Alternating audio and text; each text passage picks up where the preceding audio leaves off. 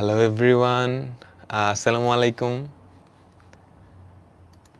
তোমরা যারা ফেসবুক আর ওয়েব থেকে কানেক্ট হয়েছো, ভাইয়াকে একটু বলো ভাইয়ার অডিও আর ভিডিও ঠিক আছে কিনা। তোমরা যারা ফেসবুক আর ওয়েব থেকে কানেক্ট হয়েছো, ভাইয়াকে একটু বলো ভাইয়ার অডিও আর ভিডিও ঠিক আছে কিনা। তো আজকে আমরা নতুন একটা চ্যাপ্টার শুরু করব। ঠিক আছে, আমাকে বলো তো আমার অডিও আর ভিডিও ঠিক আছে কিনা।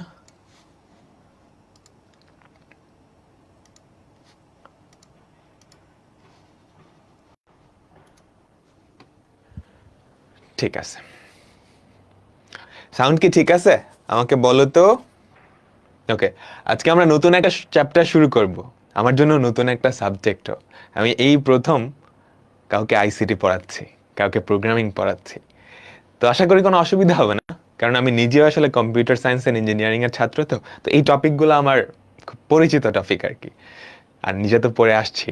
সো ঠিক আছে, তো আমরা যেই চ্যাপ্টারটা পড়বো সেটা হচ্ছে চ্যাপ্টার 5। চ্যাপ্টারের নাম হচ্ছে প্রোগ্রামিং ল্যাঙ্গুয়েজ। এখনকার যুগে থাকো কিন্তু প্রোগ্রামিং, কোডিং, এরপর বিভিন্ন জিনিসপত্র, এআই, এগুলোর নাম শুনো নাই এরকম মানুষ পাওয়া আসলে খুবই ডিফিকাল্ট, তাই না? তোমরা সবাই শুনছো প্রোগ্রামিং, কোডিং, এআই, এরপর বাংলাদেশ থেকে গুগলে যাইতেছে, ফেসবুকে যাইতেছে, তাই না, প্রোগ্রামিং করে। এগুলো তো সবাই শুনছো, তাই না? তো এই টপিকগুলো না মানে খুবই হট টপিক এখনকার। অ্যান্ড উন্নত বিশ্বের সাথে চলতে গেলে আমাদের এই টপিকগুলো নিয়ে ভালোই পড়াশোনা করা লাগবে, ভালোই পড়াশোনা করা লাগবে। ঠিক আছে, তো আমরা যেটা করব, তোমাদের পরীক্ষার জন্য যা যা দরকার সব কিছু তো করবই, আর প্রোগ্রামিং সম্পর্কে তোমাদের খুব সুন্দর একটা আইডিয়া দিব। হ্যাঁ, তোমাদের ম্যাক্সিমাম মানুষের প্রোগ্রামিংয়ের হাতে খড়ি এই ক্লাসটার মাধ্যমে হতে যাচ্ছে। তো তোমাদের প্রোগ্রামিং শেখার জার্নিটা যাতে খুবই সুন্দর এবং স্মুথ হয়, এবং পরীক্ষায় যাতে ফুল মার্কস পাইতে পারো, দুইটা ব্যাপারই আমরা কভার করব। তো কোনো ব্যাপার নিয়েই তোমাদের চিন্তা করা লাগবে না। আর আমরা হাতে কলমে অনেক কিছু শিখব। তোমার যদি কম্পিউটার থাকে, ল্যাপটপ থাকে, তাহলে তো খুবই ভালো। ল্যাপটপ যদি নাও থাকে, সেক্ষেত্রেও সেক্ষেত্রেও ফোন দিয়েও তুমি প্রোগ্রামিং করতে পারবা। তো এটা নিয়ে নো টেনশন। আমরা হাতে কলম এবং পরীক্ষার জন্য যা যা দরকার সব কিছুই শিখব। তো কয়টা ক্লাস লাগবে আমরা দেখব, 11-12টা ক্লাস হয়তো লাগতে পারে। তো আজকের ক্লাসটা আসলে অনেকটা গল্পের মতো হবে। আমরা প্রোগ্রামিংয়ের ইতিহাস পাতিহাস এগুলো পড়বো, যে প্রোগ্রামিং কি, প্রোগ্রামিং দিয়ে আসলে কি করা হয়, প্রোগ্রামিংয়ের উৎপত্তি কেমনে হইলো, এই ব্যাপারগুলো। তো আজকে কঠিন কিছু নাই, তোমার খাতায় তুলতে হবে এমন জিনিসও খুব কম। তুমি যদি কিছু নাও তুলতে চাও, খাতায় কিচ্ছু তুলবা না, অসুবিধা নেই। ক্লাস নোটেই সব কিছু সুন্দর করে লেখা আছে। জাস্ট মনোযোগ দিয়ে গল্পটা শুনবা, কি কি পড়াচ্ছি, কেমনে প্রোগ্রামিং আসলো, এই সমস্ত কিছু নিয়ে। ঠিক আছে, মেইন জিনিস আমাদের নেক্সট ক্লাস থেকে শুরু হবে। এখান থেকে পরীক্ষায় মূলত ক নাম্বার বা এমসিকিউতে 2-3টা আসে, বুঝছ? তো শুরু করতেছি। প্রোগ্রামিং কি এটা জানার আগে আমাদের জানতে হবে প্রোগ্রাম কি। প্রোগ্রাম কি? আচ্ছা, তোমাদের সবার তো কম্পিউটার না থাকলেও ক্যালকুলেটর তো আছে। ক্যালকুলেটর আছে না সবার? তাই তো, ক্যালকুলেটর একটা জড় বস্তু, ওর নিজের কি কোনো বুদ্ধি আছে? না। আচ্ছা, এখন তুমি যদি ক্যালকুলেটরটা অন করে 2+3 এটা লেখো, 2+3 এটা যদি লেখো, তাহলে ও কিন্তু 5 দিয়ে দিচ্ছে। ওর নিজের কিন্তু কোনো বুদ্ধি নাই, কিন্তু 2 আর 3 যোগ করলে যে 5 হয়, ও কিন্তু সেটা তোমাকে বলে দিতে পারলো। শুধু 2 আর 3 যোগ করলে না, তুমি যদি ধরো 80x60 ইকুয়াল চাপ দাও, দেখো ধুম করে তোমাকে অ্যান্সার বলে দিচ্ছে। এখন ওর নিজের কোনো বুদ্ধি নাই, ও একটা জড় বস্তু। একটা জড় বস্তু না, ও চলতে পারে, নড়তে পারে না, কিন্তু ও এগুলা কিভাবে করতেছে, এগুলো তো ওর মাথা থেকে আসে নাই। এই জিনিসগুলাই যে কোন বাটন চাপ দিলে কি করবে, এটা করার জন্য ওকে ইনস্ট্রাকশন দেওয়া হয়েছে, বুঝছো? একজন মানুষ বা তোমার আমার মতোই কোনো একজন মানুষ এই ক্যালকুলেটরটাকে কিছু ইনস্ট্রাকশন দিয়ে রাখছে, যে এই বাটন আর এই বাটন যোগ করলে এটার যোগফলটা তুমি ডিসপ্লেতে শো করবা, কিংবা গুণ করলে কি করবা, সেই ইনস্ট্রাকশনগুলো ওকে দেওয়া আছে। কাহিনী বুঝছো? তো কোনো একজন মানুষ কি কি করা লাগবে, মানে ওর কি কি কাজ আছে, ওই সবগুলা কাজ ওকে ইনস্ট্রাক্ট করে রাখছে, আগে থেকেই নির্দেশ দিয়ে রাখছে। বুঝা গেল? এখন জাস্ট ওই নির্দেশনা অনুযায়ী ও কাজগুলা করতেছে, বুঝতে পারছো ব্যাপারটা? আচ্ছা, এইবার তোমরা সবাই গেম খেলছো? আমাকে বলো তো, দাবা খেলছো? কম্পিউটারের সাথে দাবা খেলছো? ওর তো নিজের বুদ্ধি থাকার কথা না? তো আমি যদি একটা চাল দেই, ও কিন্তু একটা চাল দিচ্ছে। কই দিল চালটা? এই যে ও একটা চাল দিচ্ছে, ওর তো নিজে থেকে এটা পারার কথা না, তাহলে ও চাল কেন দিচ্ছে? ওকে কেউ একজন আগে থেকে নির্দেশনা দিয়ে রাখছে যে তোমাকে যদি কোনো একটা মানুষ এই চাল দেয়, তাহলে তুমি এইটার এগেনস্টে এরকম একটা চাল দিবা। কেন, বুঝছো? তুমি একটা চাল দিয়ে দেখো, এন্ড ও একটা চাল দিচ্ছে, এটা কিন্তু ওর নিজে থেকে দেওয়া না, ওকে কেউ একজন আগে থেকে ইনস্ট্রাক্ট করে রাখছে, যেটা ওর মেমোরিতে আছে। সাপ খেলছো? ওকে বলো তো, বাটন ফোনে সাপ খেলছো, এরকম কেউ আসো? আমরা খেলতাম, তোমাদের সময়, তোমরা তো এখন বাচ্চা মানুষ, আমরা যখন ছোট ছিলাম তখন বাটন ফোনই ছিল, তো আমরা সাপ দিয়ে সাপ খেলতাম আর কি। সাপ এখন দেখো এখানেও খেলা যায়, তা আমরা একটু খেলি। এই যে আমি এদিকে প্রেস করলে ও নিচে যাচ্ছে, এদিকে করলে বামে, এদিকে করলে উপরে, এদিকে করলে এদিকে। আর এই যে লাল যে ফ্রুটটা, সেটা খাইলে সে সাইজে বড় হচ্ছে, তাই না? দেখো, কিংবা ওয়ালের সাথে যদি বাড়ি লাগে, ও মাথা ঘোরাতেছে। এটা কেন হচ্ছে? কেউ একজন ওকে ইনস্ট্রাকশন দিয়ে রাখছে। এই সাপের গেমটায় কেউ একজন বলে রাখছে যে তুমি লাল ফ্রুটটা খাইলে সাইজে বড় হবা, কিংবা বাড়ি খাইলে তুমি শেষ হয়ে যাবা। বুঝতে পারছো? এই যে ইনস্ট্রাকশন বা নির্দেশনা যেগুলো দিয়ে রাখছে, এই সবগুলা নির্দেশনার সমষ্টি একটা প্রোগ্রাম। এই সাপ খেলার জন্য যতগুলা ইনস্ট্রাকশন আছে, সবগুলা ইনস্ট্রাকশন কম্বাইন করলে যে জিনিসটা পাওয়া যায়, সেটাই প্রোগ্রাম। এখন দেখো তো, আমাদের যে বইয়ের সংজ্ঞা, সেটা বুঝছো কিনা? যন্ত্রের মাধ্যমে কোনো সমস্যা সমাধানের লক্ষ্যে প্রোগ্রামিং ভাষা ব্যবহার করে প্রোগ্রামারের দেওয়া ধারাবাহিক নির্দেশনার সমষ্টিকে প্রোগ্রাম বলা হয়। বুঝো, যন্ত্রের মাধ্যমে কোনো একটা সমস্যা সমাধান করব, আমি এটার মাধ্যমে কোনো একটা সমস্যা সমাধান করব, ঠিক আছে? এখন ওই সমস্যা সমাধান করার জন্য আমি ওকে কিছু ইনস্ট্রাকশন আগে থেকেই দিয়ে রাখবো। কিভাবে দিব? কোন একটা প্রোগ্রামিং ভাষার মাধ্যমে। হ্যাঁ, কে দিচ্ছে? আমি দিচ্ছি, আমি ধরো প্রোগ্রামার। ওই সবগুলা নির্দেশনার সমষ্টিকেই কি বলা হয়? প্রোগ্রাম। বোঝা গেছে প্রোগ্রামের সংজ্ঞা? বলো। আর আজকের ম্যাক্সিমাম জিনিসপত্র তুমি আধা আধা ধরতে পারলেই ইনাফ, পুরোপুরি ধরার কিছু নাই, ঠিক আছে? এই যে প্রোগ্রামিং, এগুলার উপরেই আসলে আমি 4 বছর পড়াশোনা করছি আমাদের আন্ডারগ্র্যাডে। মানুষজন 2 বছরের পরে মাস্টার্স করে, আরো 4-5 বছর পিএইচডি করে, জাস্ট এই টপিকগুলোর উপরই।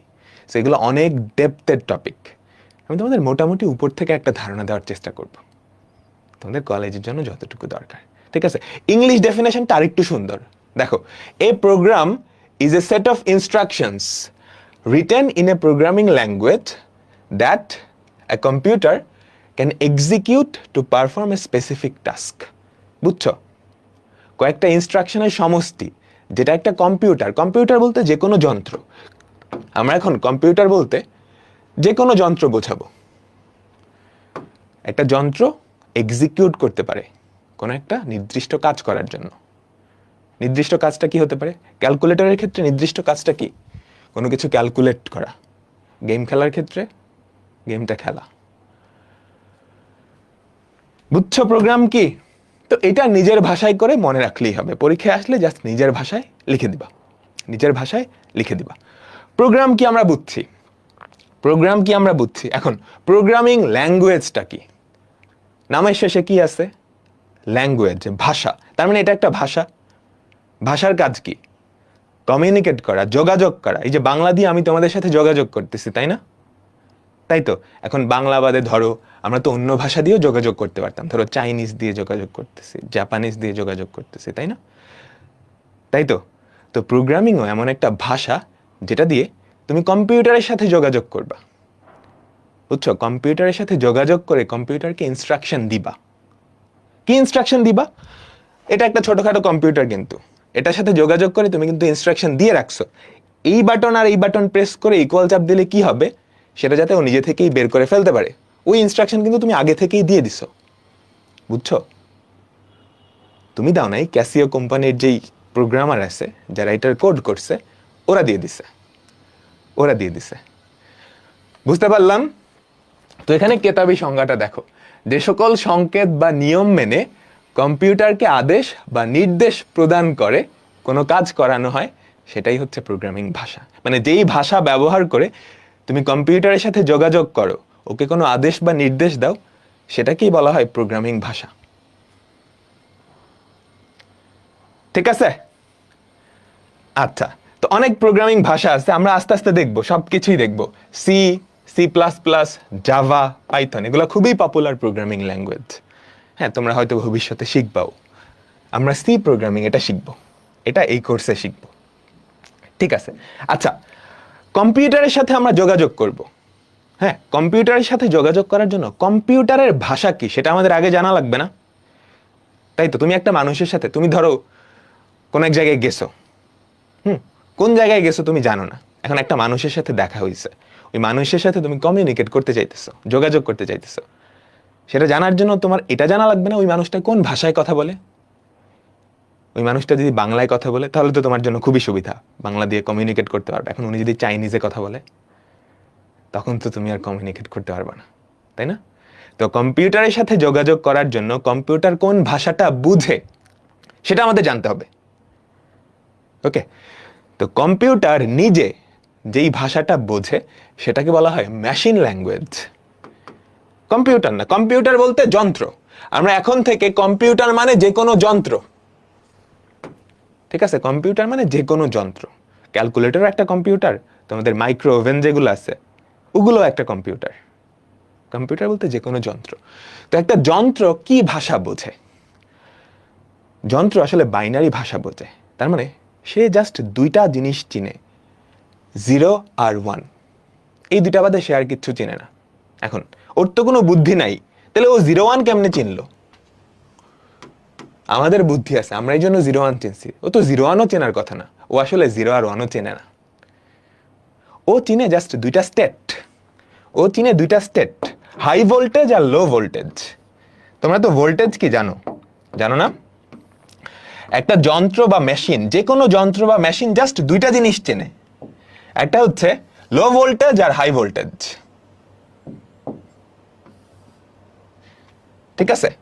লো ভোল্টেজ, 0 ভোল্টকে আমরা নর্মালি 0 দিয়ে ডিনোট করি। কম ভোল্টেজ এটা একটা যন্ত্র চিনে। আর হচ্ছে হাই ভোল্টেজ নর্মালি আমরা 5 ভোল্টকে হাই ভোল্ট হিসেবে চিন্তা করি যন্ত্রের ক্ষেত্রে। এটাকে আমরা 1 দিয়ে প্রকাশ করি। 1 দিয়ে প্রকাশ করি কিন্তু আমরা, 0 আর 1 দিয়ে প্রকাশ করি কিন্তু আমরা। যন্ত্র চিনে লো ভোল্টেজ, হাই ভোল্টেজ। তোমাদের সুইচ আসে না বাসায়? সুইচ অন করলে দেখো লাইট চলে গেছে, আসতেছে, চলে গেছে, আসতেছে। তো এরকমই জাস্ট দুইটা ভোল্টেজ চিনে, লো আর হাই। তার মানে একটা কম্পিউটার জাস্ট দুইটা স্টেট চিনে। ওটাকে সহজ ভাষায় বললে জাস্ট 0 আর 1 চিনে। তার মানে এখানে জাস্ট দুইটা সংকেত না। তার মানে একটা কম্পিউটার যেই জিনিসটা চিনে সেটা হচ্ছে বাইনারি ল্যাঙ্গুয়েজ। এমন একটা ল্যাঙ্গুয়েজ যেখানে জাস্ট দুইটা চিহ্ন। বুঝতে পারলাম? তার মানে এই যে কম্পিউটার, ওর সাথে যোগাযোগ করার জন্য আমাদের বাইনারি ল্যাঙ্গুয়েজে কথা বলতে হবে, 0 আর 1। এই দুইটা দিয়ে ওর সাথে কমিউনিকেট করা লাগবে। ঠিক আছে? এখন আমরা নিজেরা 0 আর 1 দিয়ে কি কম্পিউটারের সাথে কমিউনিকেট করতে পারবো? আমাদের জন্য অনেক কঠিন হয়ে যায় না? চিন্তা করো, আসলে অনেক কঠিন হয়ে যায়। 0 আর 1 দিয়ে তুমি সবকিছু প্রকাশও করতে পারবে না। প্রকাশ করতে হলে অনেক কমপ্লেক্স হয়ে যায় ব্যাপারটা। তো আমরা কম্পিউটারের সাথে 0 আর 1 দিয়ে প্রকাশ করতে চাই না, মানে কমিউনিকেট করতে চাই না। ও 0 আর 1 বুঝে, ঠিক আছে, কিন্তু আমি ওর সাথে 0 আর 1 দিয়ে কমিউনিকেট করব না। আমি আমার ভাষার মতো একটা ভাষা দিয়ে কমিউনিকেট করব, যেটা আমার বুঝতে সুবিধা হবে। এটা অনেকটা এরকম হলো না? আমি আর একটা চাইনিজ মানুষ, আমি চাইনিজ মানুষটার সাথে যোগাযোগ করব। এখন চাইনিজ আমার কাছে অনেক কঠিন, এটা হচ্ছে সেই চাইনিজ। আমি বাংলা দিয়ে ওর সাথে কমিউনিকেট করতে চাই, আমরা কি পারবো?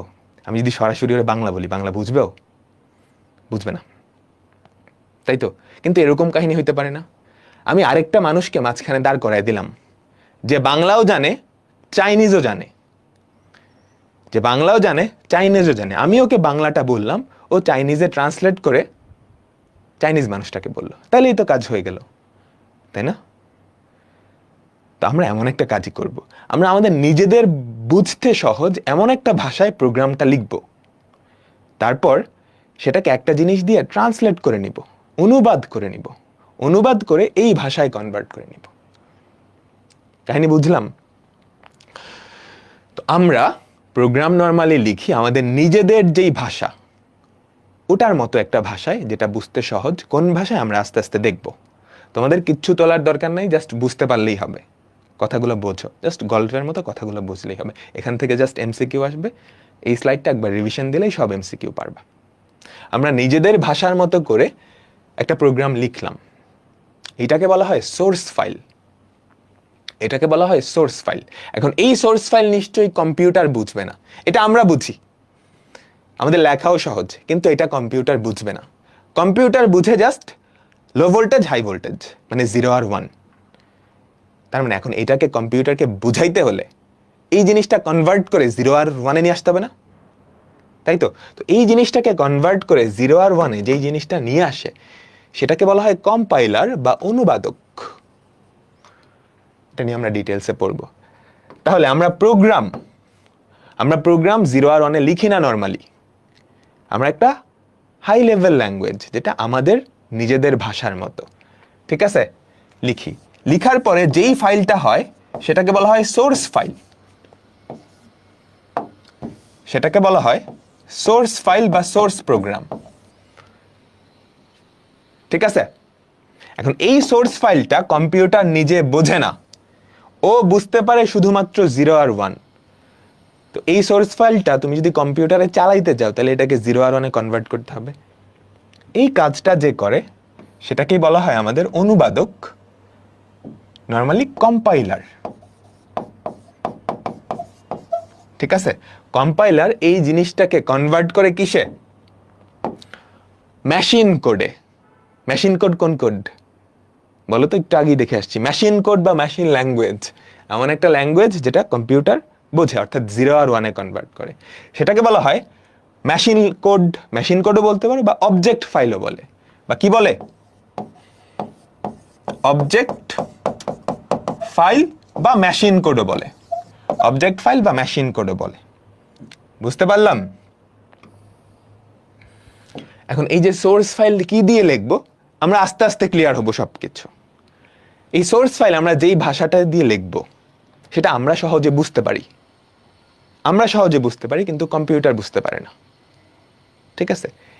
এটাকে বলা হয়, এটা যেই ভাষা দিয়ে লেখা হয় সেটাকে নর্মালি বলা হয় হাই লেভেল ল্যাঙ্গুয়েজ, মানে কম্পিউটারের জন্য অনেক হাই লেভেলের ল্যাঙ্গুয়েজ, এটা ও বুঝতে পারবে না।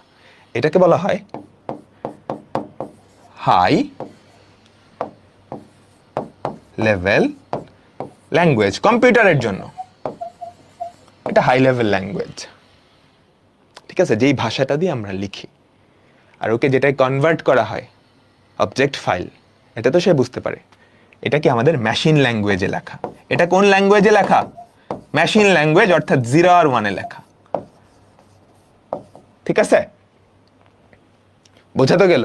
এখন এই যে হাই লেভেল ল্যাঙ্গুয়েজ আর মেশিন ল্যাঙ্গুয়েজ, এই দুইটার কিছু পার্থক্য আছে, আমরা একটু দেখি।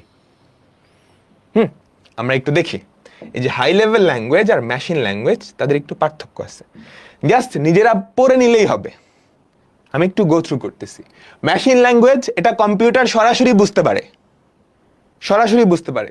হাই লেভেল ল্যাঙ্গুয়েজ কম্পিউটার সরাসরি বুঝতে পারে না, ওটা আমরা বুঝতে পারি, ঠিক আছে?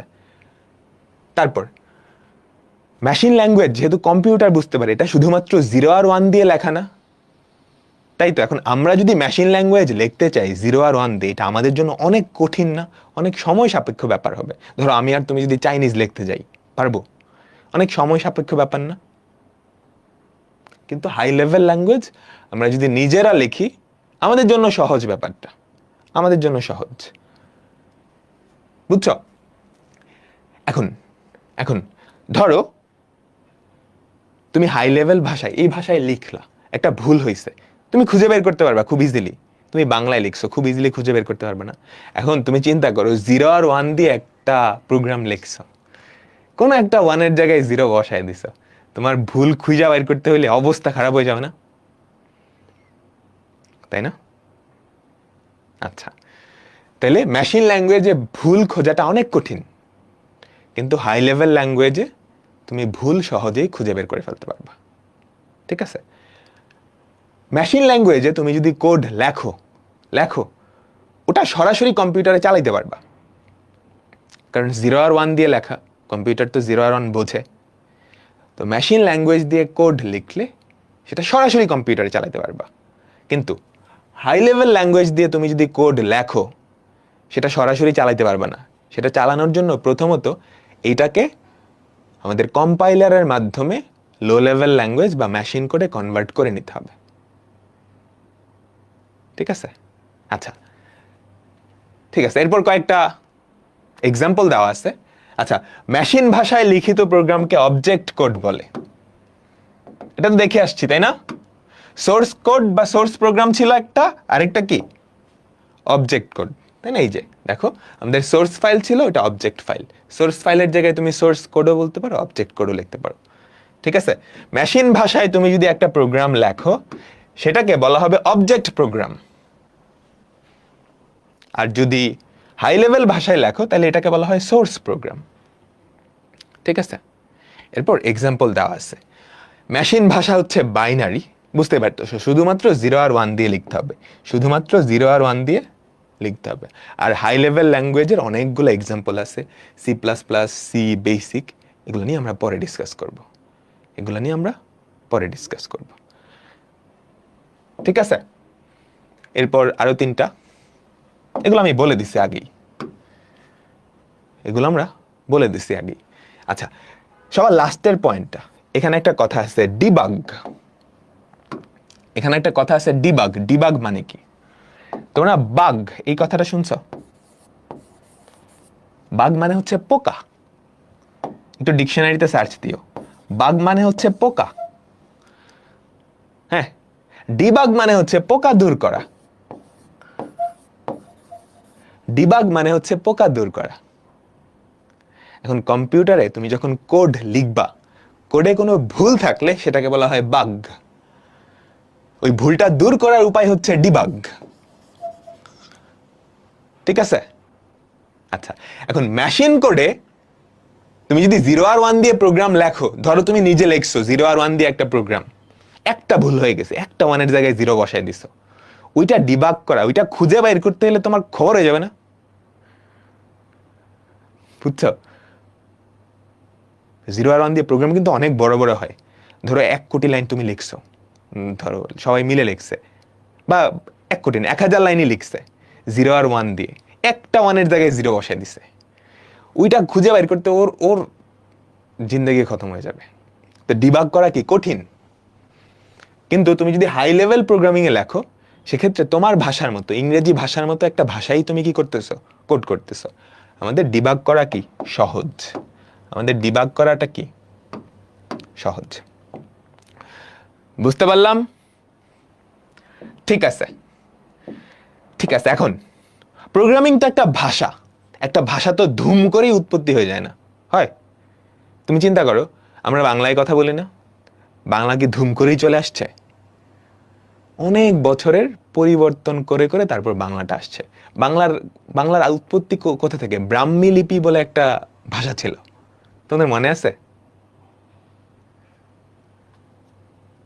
হ্যাঁ, ব্রাহ্মী লিপি একটা ভাষা ছিল, ওখান থেকে বাংলা আসছে। তো প্রোগ্রামিং ভাষাগুলো আসলে ধুম করে আসে নাই, স্টেপ বাই স্টেপ আসছে। প্রথম কম্পিউটার আবিষ্কার হয়েছে কবে? চার্লস ব্যাবেজ সেই 1900 শতকে, 1800 কতর মধ্যে জানি কম্পিউটার আবিষ্কার করে। কম্পিউটার শুরুর দিকে কি জাস্ট গণনার জন্য ব্যবহৃত হইতো, তাই না? কম্পিউটারের মেইন কাজ কিন্তু ইনিশিয়ালি গণনাই ছিল, তারপর ওইটার উপর আস্তে আস্তে আস্তে আস্তে অনেক ফিচার অ্যাড হয়েছে, অনেক ফিচার অ্যাড হয়েছে। তো কম্পিউটার যখন আবিষ্কার হয় তখন থেকেই আসলে তুমি একটা কম্পিউটারের সাথে কিভাবে কমিউনিকেট করবা, যোগাযোগ করবা, মানে প্রোগ্রামিং ভাষাগুলোর উৎপত্তি শুরু হয়।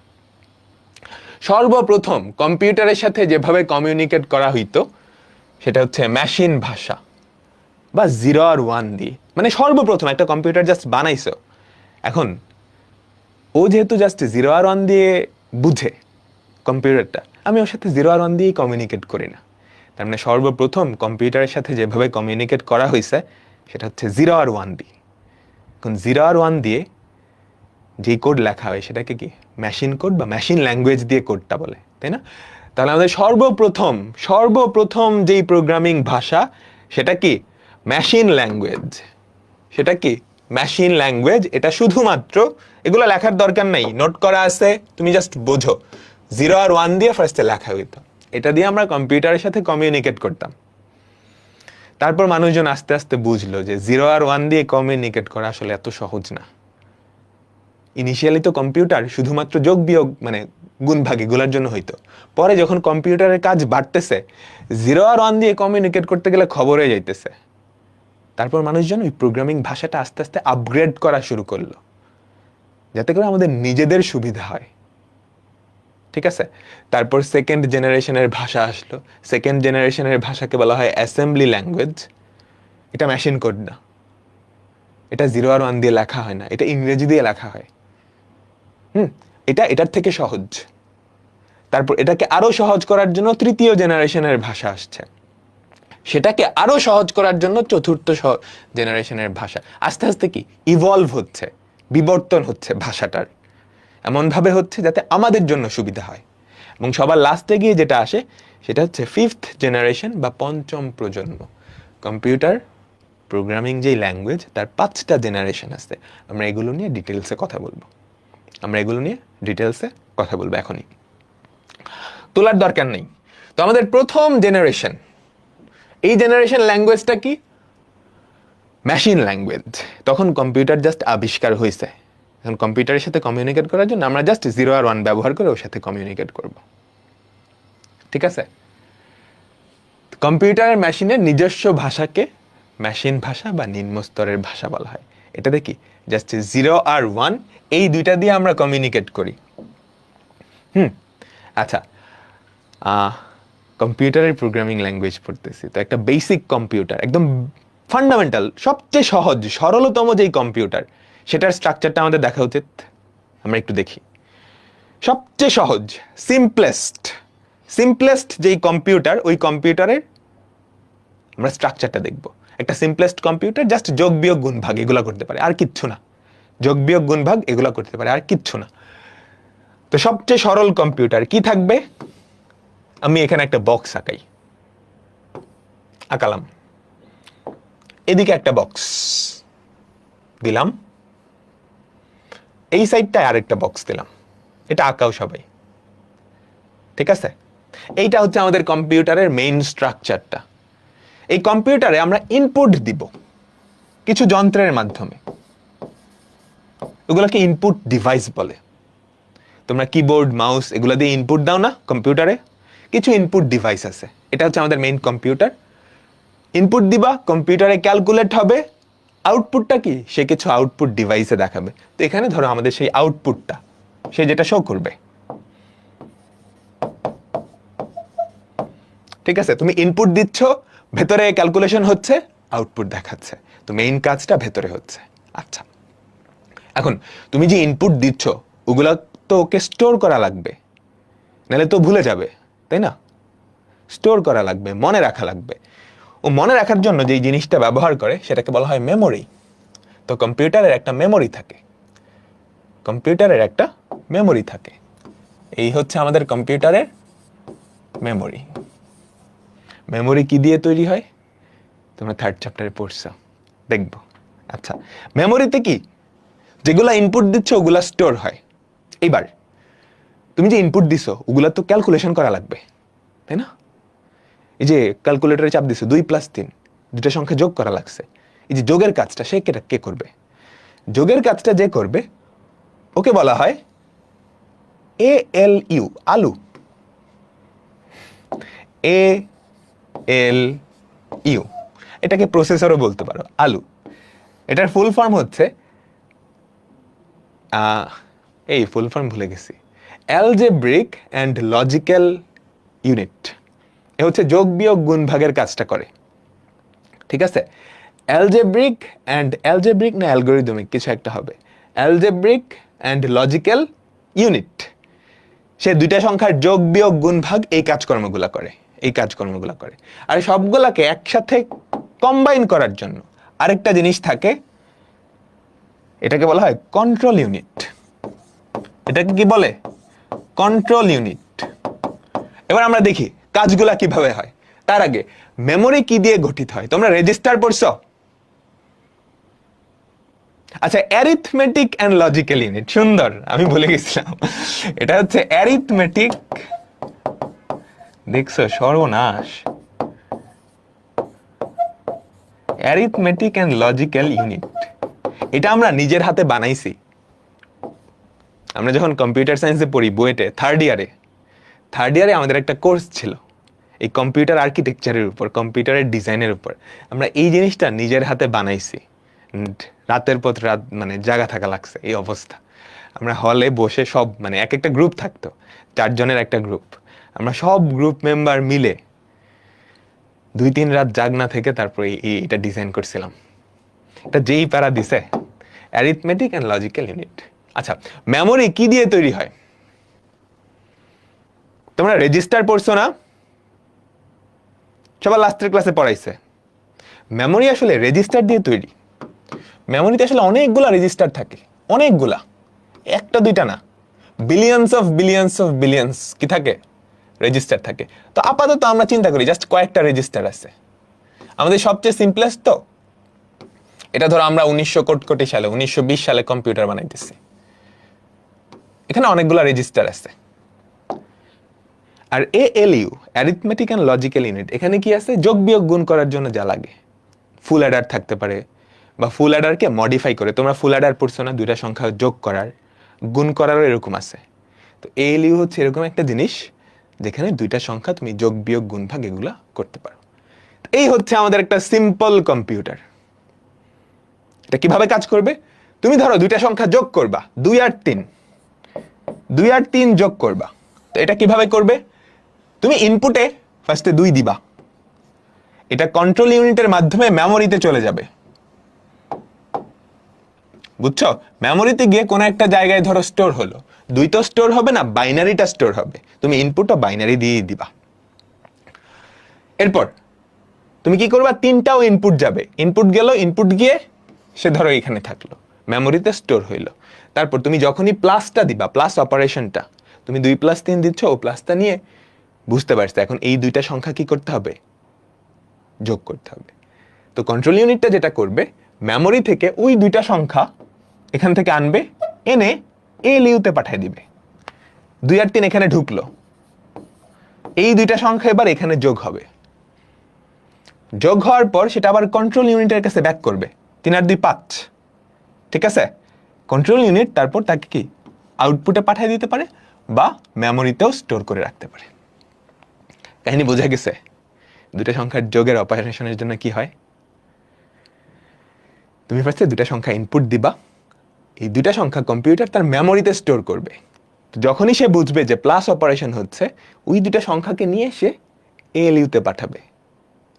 ALU-তে পাঠালে ক্যালকুলেট হয়ে যেটার যোগফল 5টা কন্ট্রোল ইউনিটের কাছে ব্যাক করবে, সে আউটপুটেও দিতে পারে, বা ধরো কোনো মেমোরির কোনো জায়গায় স্টোরও করে রাখতে পারে।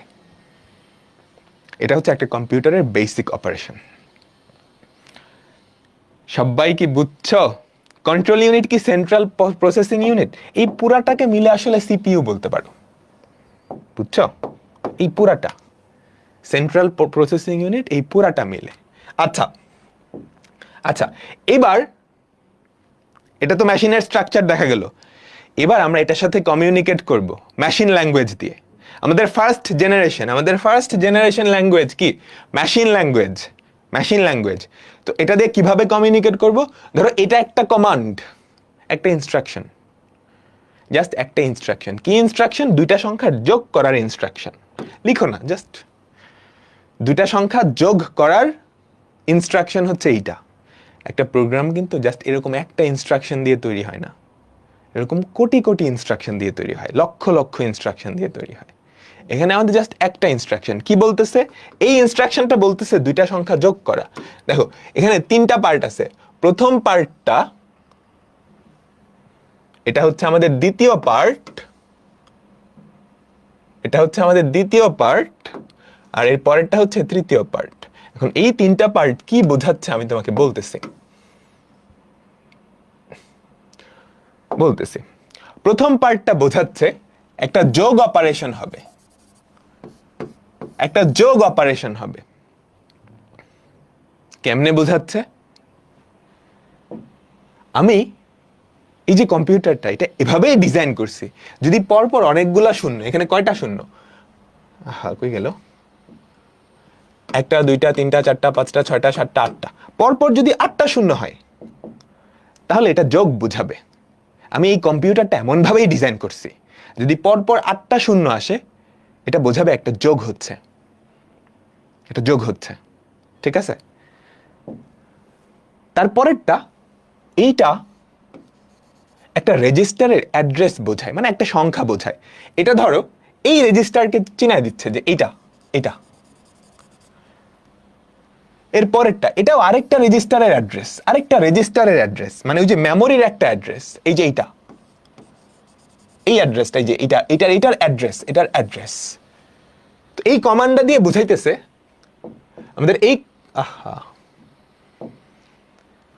আমাদের এই কমান্ডটা দিয়ে বোঝাচ্ছে যোগ করবা, কাকে কাকে যোগ করবা, এই অবস্থানটায়, এই রেজিস্টারে, এটা একটা সংখ্যা, বুঝছো? এখানে যেই সংখ্যাটা আছে আর এখানে যেই সংখ্যাটা আছে তাদের দুইজনের যোগফল, তাদের দুইজনের যোগফল। বোঝা গেছে? এগুলো পরীক্ষায় আসবে না, জাস্ট মাথায় একটু সেট করো। আজকে আমরা জাস্ট বেসিকটা স্টার্ট করছি, এগুলো থেকে পরীক্ষায় জাস্ট এমসিকিউ আসবে, কিন্তু কনসেপ্টটা বোঝো, জাস্ট গল্পের মতো কনসেপ্টটা বোঝো। বুঝছো তো? তো মেশিন ল্যাঙ্গুয়েজে এটা একটা ইনস্ট্রাকশন, এই ইনস্ট্রাকশনটা বোঝাচ্ছে দুইটা সংখ্যা যোগ করবে। এটা মুখস্থ রাখার কোনো দরকার নেই, লেখারও দরকার নেই, জাস্ট বোঝো।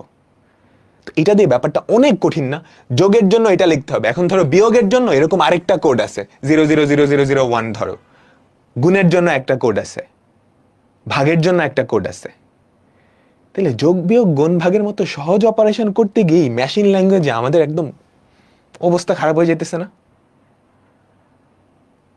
আমাকে বলো, তাই তো? আচ্ছা, তাহলে মেশিন ল্যাঙ্গুয়েজ আসলে ফিজিবল না, তাই না? মেশিন ল্যাঙ্গুয়েজ ফিজিবল না, কারণ বুঝতে পারতেছে অনেক কিছু করতে হইতেছে। এবং আরো একটা কাহিনী, এই যে এইটা 00000, এইটা যে যোগ বোঝায়, এটা কেমনে হইল? আমি এই মেশিনটাকে এমন ভাবে বানাইছি, যদি ইনপুটে 8টা শূন্য হয় সেটা বোঝাবে একটা যোগ অপারেশন। তার মানে এই কোডটা মেশিনের উপরে ডিপেন্ডেন্ট হয়ে গেল না, এক এক মেশিনের জন্য এক এক রকম হবে, এক এক মেশিনের জন্য এক এক রকম হবে, তাই তো? আচ্ছা, এটা বুঝলে আমরা এখন এই যে মেশিন কোড, এই মেশিন কোডের সুবিধাটা কি সেটা একটু দেখি। মেশিন কোডটা কি বোঝা গেছে? তুমি 0 আর 1 দিয়ে কম্পিউটারের সাথে কমিউনিকেট করবা, এটা কম্পিউটার সরাসরি বুঝতে পারে। কিছু অসুবিধা আছে, অসুবিধাগুলো আমরা দেখব। আগে সুবিধাটা দেখি। সুবিধা হচ্ছে তুমি কম্পিউটারের সাথে সরাসরি যোগাযোগ করতেছো, তাই না? অন্য কিচ্ছু না। তুমি চাইনিজ ভাষা জানলে চাইনিজ মানুষটার সাথে ডিরেক্টলি কমিউনিকেট করতে পারবা। এটাও এটা মেশিন ভাষার সবচেয়ে বড় সুবিধা হচ্ছে কম্পিউটারের সাথে সরাসরি যোগাযোগ করা যায়, লেখার দরকার নেই। তারপর তুমি যেহেতু কম্পিউটারের ভাষায় লিখতেছো, তোমার কি কোনো ট্রান্সলেশন বা অনুবাদের দরকার হবে না? কোনো অনুবাদের দরকার হবে না। প্রথম দুইটা বোঝা গেছে। তারপর ধরো তুমি যদি মেশিন ভাষায় না লিখতা, তাহলে ফার্স্টে তোমাকে সেটাকে ট্রান্সলেট করতে হইতো, মানে অনুবাদ করতে হইতো, মেশিন কোডে কনভার্ট করে তারপর রান করতে হইতো। তাহলে মেমোরি অনেক বেশি লেগে যাইতো না? তোমাকে ট্রান্সলেট করার জন্য আরেকটা জিনিসের হেল্প নেওয়া লাগতো। এখানে কোনো ট্রান্সলেশন হচ্ছে না, সরাসরি রান হয়ে যাচ্ছে। তো এক্ষেত্রে কি আমাদের মেমোরিটাও কম লাগবে এবং অনেক ফাস্ট হবে, অনেক দ্রুত হবে, বুঝছো? অনেক কম্পাইলার লাগবে না। হ্যাঁ, তো মেশিন কোড এখনো ইউজ করা হয় বিভিন্ন হার্ডওয়্যারের ছোট ছোট জিনিসপত্রে, এখনো মেশিন কোড ইউজ করা হয়, যেখানে অনেক ফাস্ট জিনিসপত্র করা দরকার। বুঝে গেল? আচ্ছা, তো মেশিন কোডের অসুবিধাগুলোয় আসি। সুবিধা তো কয়েকটা ছিল, কিন্তু অসুবিধা বেশি। কি কি অসুবিধা? প্রথমত, এখানে শুধু 0 আর 1 দিয়ে ব্যবহার করা হয়, শুধু 0 আর 1। তাহলে এটা যদি কেউ শিখতে যায়, পারবে? ধরো আমি আর তুমি মেশিন কোড শিখতে গেছি, মেশিন ল্যাঙ্গুয়েজ শিখতে গেছি, জীবনেও পারবো না, জীবনেও না। মানে এটা শেখা অনেক কঠিন, এটা শেখা অনেক কঠিন। এবং এই ভাষায় তুমি যদি প্রোগ্রাম লেখো, তুমি যদি এক্সপার্ট প্রোগ্রামার না হও, তুমি কি এটা দেখে বুঝতেছো এটা কি করতেছে? হ্যাঁ, এটা বুঝাচ্ছে যোগ, দুইটা রেজিস্টারের অ্যাড্রেস দেওয়া আছে, ওই দুইটা রেজিস্টারে যেই দুইটা সংখ্যা থাকবে তাদের যোগফলটা আমাকে বের করতে বলছে। কাহিনী বুঝছো? এটা আসলে এই যে এই স্ট্রাকচারের উপর ডিপেন্ডেন্ট। এই দুইটা রেজিস্টারের অ্যাড্রেস দেওয়া আছে ওখানে, এই দুইটা রেজিস্টারে যেই দুইটা সংখ্যা আছে 2 আর 3, তাদের যোগফল আমাকে বের করতে বলছে। তুমি কি সাধারণ মানুষ হয়ে জীবনেও বুঝবে এটা? না। তারপর এই প্রোগ্রামে তুমি যদি লেখো, ভুল হওয়ার সম্ভাবনা 100%। তুমি ভুল করবাই, একটা শূন্যর জায়গায় একটা 1 বসায় দিছো। যদি একবার ভুল হয়, তুমি চিন্তা করো, কিন্তু আমি 1 লাইন লিখছি, কম্পিউটার কোড 1 লাইনের হয় না। ফেসবুকের কোড কত লাইন একটু লিখে সার্চ দিও, গুগলে একটু সার্চ দিও, কিংবা গুগলের কোড কয় লাইন একটু লিখে সার্চ দিও। ধরো তুমি জাস্ট 2 পাতা লিখছো 0 আর 1 দিয়ে একটা প্রোগ্রাম, মনের ভুলে একটা 0 কি 1 বানাই দিছো, ওইটা খুঁজে বের করতে গেলে শেষ। ঠিক আছে? আচ্ছা, এগুলা গেল। সবচেয়ে বড় অসুবিধা, সবচেয়ে বড় অসুবিধা হচ্ছে, তুমি যদি একটা কম্পিউটারের জন্য লেখো, তাহলে সেটা ওই কম্পিউটারের জন্যই, অন্য কম্পিউটারের জন্য ব্যবহার করতে পারবা না। তুমি যদি একটা ডিভাইসের জন্য কোডটা লেখো, তাহলে ওই ডিভাইসটার জন্যই, ওই ডিভাইসটা বলতে ওই টাইপের ডিভাইস যারা আছে তাদের জন্যই, অন্য টাইপের ডিভাইসে তুমি ইউজ করতে পারবা না। কিরকম দেখাই?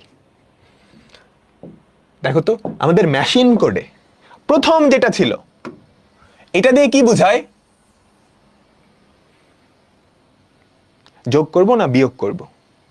এটা কম্পিউটারটা কেমনে বুঝে?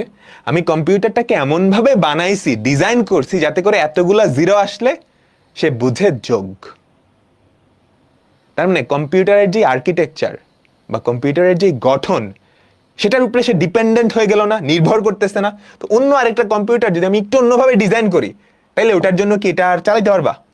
না, না। ঠিক আছে? তাইলে এই মেশিন ল্যাঙ্গুয়েজ আসলে অনেক কঠিন, এটার অনেকগুলো অসুবিধা, যার মধ্যে সবচেয়ে বড় অসুবিধা হচ্ছে এইটা, এক কম্পিউটারে লিখলে তুমি আরেক কম্পিউটারে চালাইতে পারবে না। তো এটা যেহেতু কঠিন, মানুষজন চেষ্টা করছে এটা থেকে সহজ কিছু একটা নিয়ে আসার জন্য। কারণ এত কঠিন থেকে ধূপ করেই তো অনেক সহজ জিনিস আসবে না, ধাপে ধাপে আসবে, ধাপে ধাপে আসবে। এর পরের যেই ভাষাটা আসে, সেটাকে বলা হয় assembly language, second generation language. এটা কি আমাদের কম্পিউটারের সেকেন্ড জেনারেশন? তাইলে অবশ্যই এটা মেশিন ল্যাঙ্গুয়েজ থেকে সহজ হবে, তাই তো? মেশিন ল্যাঙ্গুয়েজ থেকে সহজ হবে, এটা আমি শিওর। তো অ্যাসেম্বলি ভাষায় যেটা করে, 0 আর 1 দিয়ে আর লেখা হয় না, ওগুলার পরিবর্তে আমরা কিছু স্পেসিফিক সংকেত ব্যবহার করি, আমরা কিছু স্পেসিফিক সংকেত ব্যবহার করি। ঠিক আছে? সংজ্ঞাটা দেওয়া আছে, বিভিন্ন সংকেত বা নেমোনিক ব্যবহার করে যে প্রোগ্রাম লেখা হয় তাকে অ্যাসেম্বলি ভাষা বলে। এটাকে সাংকেতিক ভাষাও বলে। এখন সংকেত কেমন আমি বুঝাচ্ছি, এটাকে সাংকেতিক ভাষাও বলে। ঠিক আছে? দেখো, মেশিন ল্যাঙ্গুয়েজে আমরা এরকম করছিলাম 0 0 0 0 3 4 5 6 7 8, তারপর এখানে কতগুলা 0 কতগুলা 0।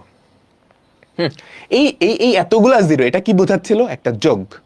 তো আমরা এতগুলা 0 না দিয়ে এটাকে এটাকে অ্যাসেম্বলি ভাষায় যেটা করি, অ্যাড। অ্যাড মানে হচ্ছে যোগ করবা। স্মল লেটার দিয়েও লেখা যায়, ক্যাপিটাল লেটার দিয়েও লেখা যায়। অ্যাসেম্বলি ভাষার মধ্যে আবার অনেকগুলা ভাষা আছে, অ্যাসেম্বলি ভাষার মধ্যে অনেকগুলা টাইপ আছে। তো স্মল দিয়েও লেখা যায়, ক্যাপিটাল দিয়েও লেখা যায়। এরপরে আমরা কি দিব? এরপরে আমরা কি দিব খেয়াল করো, মেশিন ল্যাঙ্গুয়েজে আমরা দিয়েছিলাম এই দুইটা আসলে কি, দুইটা রেজিস্টারের অ্যাড্রেস, দুইটা রেজিস্টারের ঠিকানা, তাই না? বুঝো এই যে এই রেজিস্টারটা আর এই রেজিস্টারটা, এই দুইটা ঠিকানা দিছি, এই দুই ঠিকানায় যারা আছে তাদেরকে সে যোগ করবে, ঠিক আছে? এখন এই যে রেজিস্টার গুলা না, এগুলাকে বলে রেজিস্টার, তোমরা রেজিস্টার কাউন্টার পড়ছো। এই রেজিস্টারের ঠিকানা না হয়ে এই রেজিস্টার গুলার নামও দেওয়া যায়, এটার একটা নাম আছে, এটার একটা নাম আছে, এটার একটা নাম আছে। তো অ্যাসেম্বলি ভাষায় আমরা সরাসরি অ্যাড্রেসটা না দিয়ে কি করি, ওদের নামটা দিয়ে দিই। এরকম একটা রেজিস্টারের নাম EAX, আরেকটা হচ্ছে EBX। এটা অ্যাসেম্বলি ভাষার একটা ইনস্ট্রাকশন, একটা কমান্ড।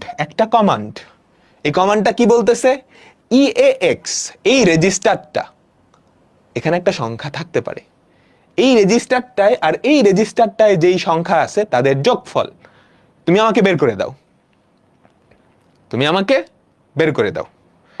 তো এটা জাস্ট একটা ইনস্ট্রাকশন। এখন প্রোগ্রাম তো নিশ্চয়ই একটা ইনস্ট্রাকশন না, এরকম লক্ষ লক্ষ ইনস্ট্রাকশনের সমন্বয়ে কি একটা প্রোগ্রাম তৈরি হয়। তাহলে এইটা কি 0-1 ওটার চেয়ে, যে 0-0-0 এটার চেয়ে সহজ, তাই না? আমাকে বলো এটার থেকে সহজ হয়েছে? এখন সাধারণ মানুষ একটু হইলেও ধরতে পারবে,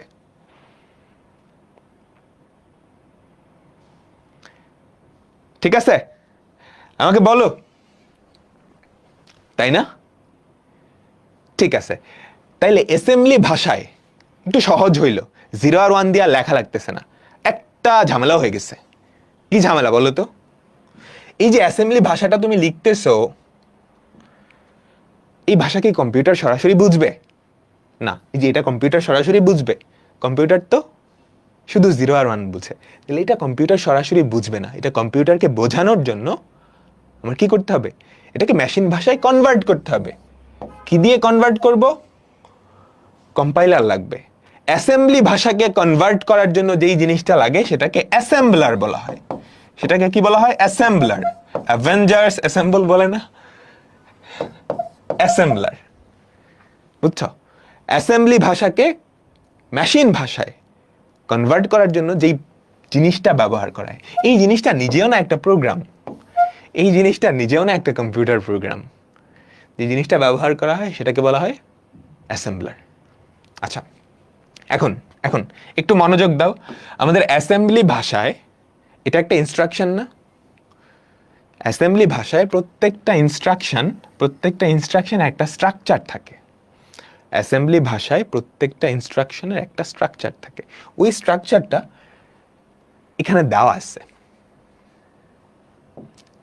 আছে, তুইলো না, জাস্ট একটু মনোযোগ দাও। আজকে তোলার কিচ্ছু নাই, মনোযোগ দাও। অ্যাসেম্বলি ভাষায় প্রত্যেকটা নির্দেশ মানে প্রত্যেকটা ইনস্ট্রাকশন, প্রত্যেকটা কমান্ড, এক একটা লাইনে এক একটা কমান্ড দিচ্ছে। এই অনেকগুলা কমান্ডের সমন্বয়ে কি একটা প্রোগ্রাম গঠিত হয়। তো অ্যাসেম্বলি ভাষায় একটা কমান্ড, এটাতে সাধারণত 4টা পার্ট থাকতে পারে। প্রথমটা হচ্ছে লেবেল দিয়ে তারপর এখানে কোলন দিতে হয়। এই লেবেলটা কি? এটা অপশনাল। তোমরা রচনা লিখতে না, মনে আছে? রচনায় ভূমিকা, উপসংহার, এটার প্রয়োজনীয়তা, ওটার প্রয়োজনীয়তা, ওরকম নীল কালি দিয়ে কোলন দিতা না? কেন করতা? অর্গানাইজ করার জন্য, যাতে স্ট্রাকচারটা দেখতে সুন্দর লাগে। যদিও আমরা করতাম বেশি নাম্বার পাওয়ার জন্য। হ্যাঁ, আচ্ছা, EAX এটা আসলে একটা রেজিস্টার, এটা একটা রেজিস্টারের নাম, এটাও একটা রেজিস্টারের নাম। এগুলো তোমাদের লাগবে না, এগুলো জাস্ট কনসেপ্ট দেখাচ্ছি। একটা রেজিস্টারের নাম, ঠিক আছে? আচ্ছা, তো এই লেবেল দিয়ে আমাদের কোডটা অর্গানাইজ করব, মানে সুন্দর করে স্ট্রাকচারালি সাজানো। কোড তো এক লাইনের হবে না। তুমি যদি অ্যাসেম্বলি দিয়ে কোড করো, দেখবা 50,000 60,000 লাইনের কোড। তো ওই কোডটাকে সুন্দর করে স্ট্রাকচার করার জন্য এই লেবেল ব্যবহার করা যেতে পারে। লেবেলের অন্য একটা কাজ আছে, ওগুলো আপাতত লাগতেছে না। তো এটা অপশনাল। তারপরেরটা হচ্ছে অপকোড। অপকোডটা কি? অপকোড হচ্ছে যে অপারেশনটা হবে সেটার কোড। অপকোড যে অপারেশনটা, কি টাইপের অপারেশন হতে পারে? অনেক কিছু হতে পারে। আমরা আপাতত জাস্ট কয়েকটা দেখি। অ্যাড হতে পারে, অ্যাড মানে হচ্ছে যোগ অপারেশনটা হবে, বিয়োগ হতে পারে, বিয়োগ হলে ইয়েটা কি সাবট্রাকশন, গুণ হলে এমইউএল মাল্টিপ্লিকেশন, ভাগ হলে ডিভ। এগুলো হচ্ছে অপকোড, এগুলো দিয়ে বোঝায় কোন অপারেশনটা হচ্ছে। এরকম না আরো অনেকগুলো অপারেশন হতে পারে, ঠিক আছে। এরপর হচ্ছে অপারেন্টস। অপারেন্টস মানে হচ্ছে এই যে অপারেশনটা তুমি করবা কাদের উপরে করবা, এই যে অপারেশনটা তুমি করবা, যোগ অপারেশন করবা, এটা কাদের উপরে করবা, ঠিক আছে। তো এখানে একটা অপারেন্টসও থাকতে পারে, একাধিক অপারেন্টসও থাকতে পারে। কিছু কিছু অপারেশন আছে যেগুলো জাস্ট একটা অপারেন্ডের উপরেই হয়। অপারেন্ড হচ্ছে যার উপরে অপারেশন করবা। খেয়াল করো খেয়াল করো, এ প্লাস বি, আমি একটু লিখি জাস্ট নর্মাল গণিতের এ প্লাস বি।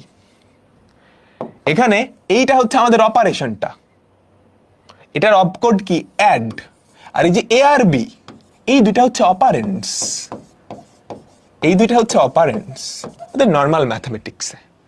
আর অ্যাসেম্বলি ভাষায় অপারেন্টস হচ্ছে রেজিস্টার।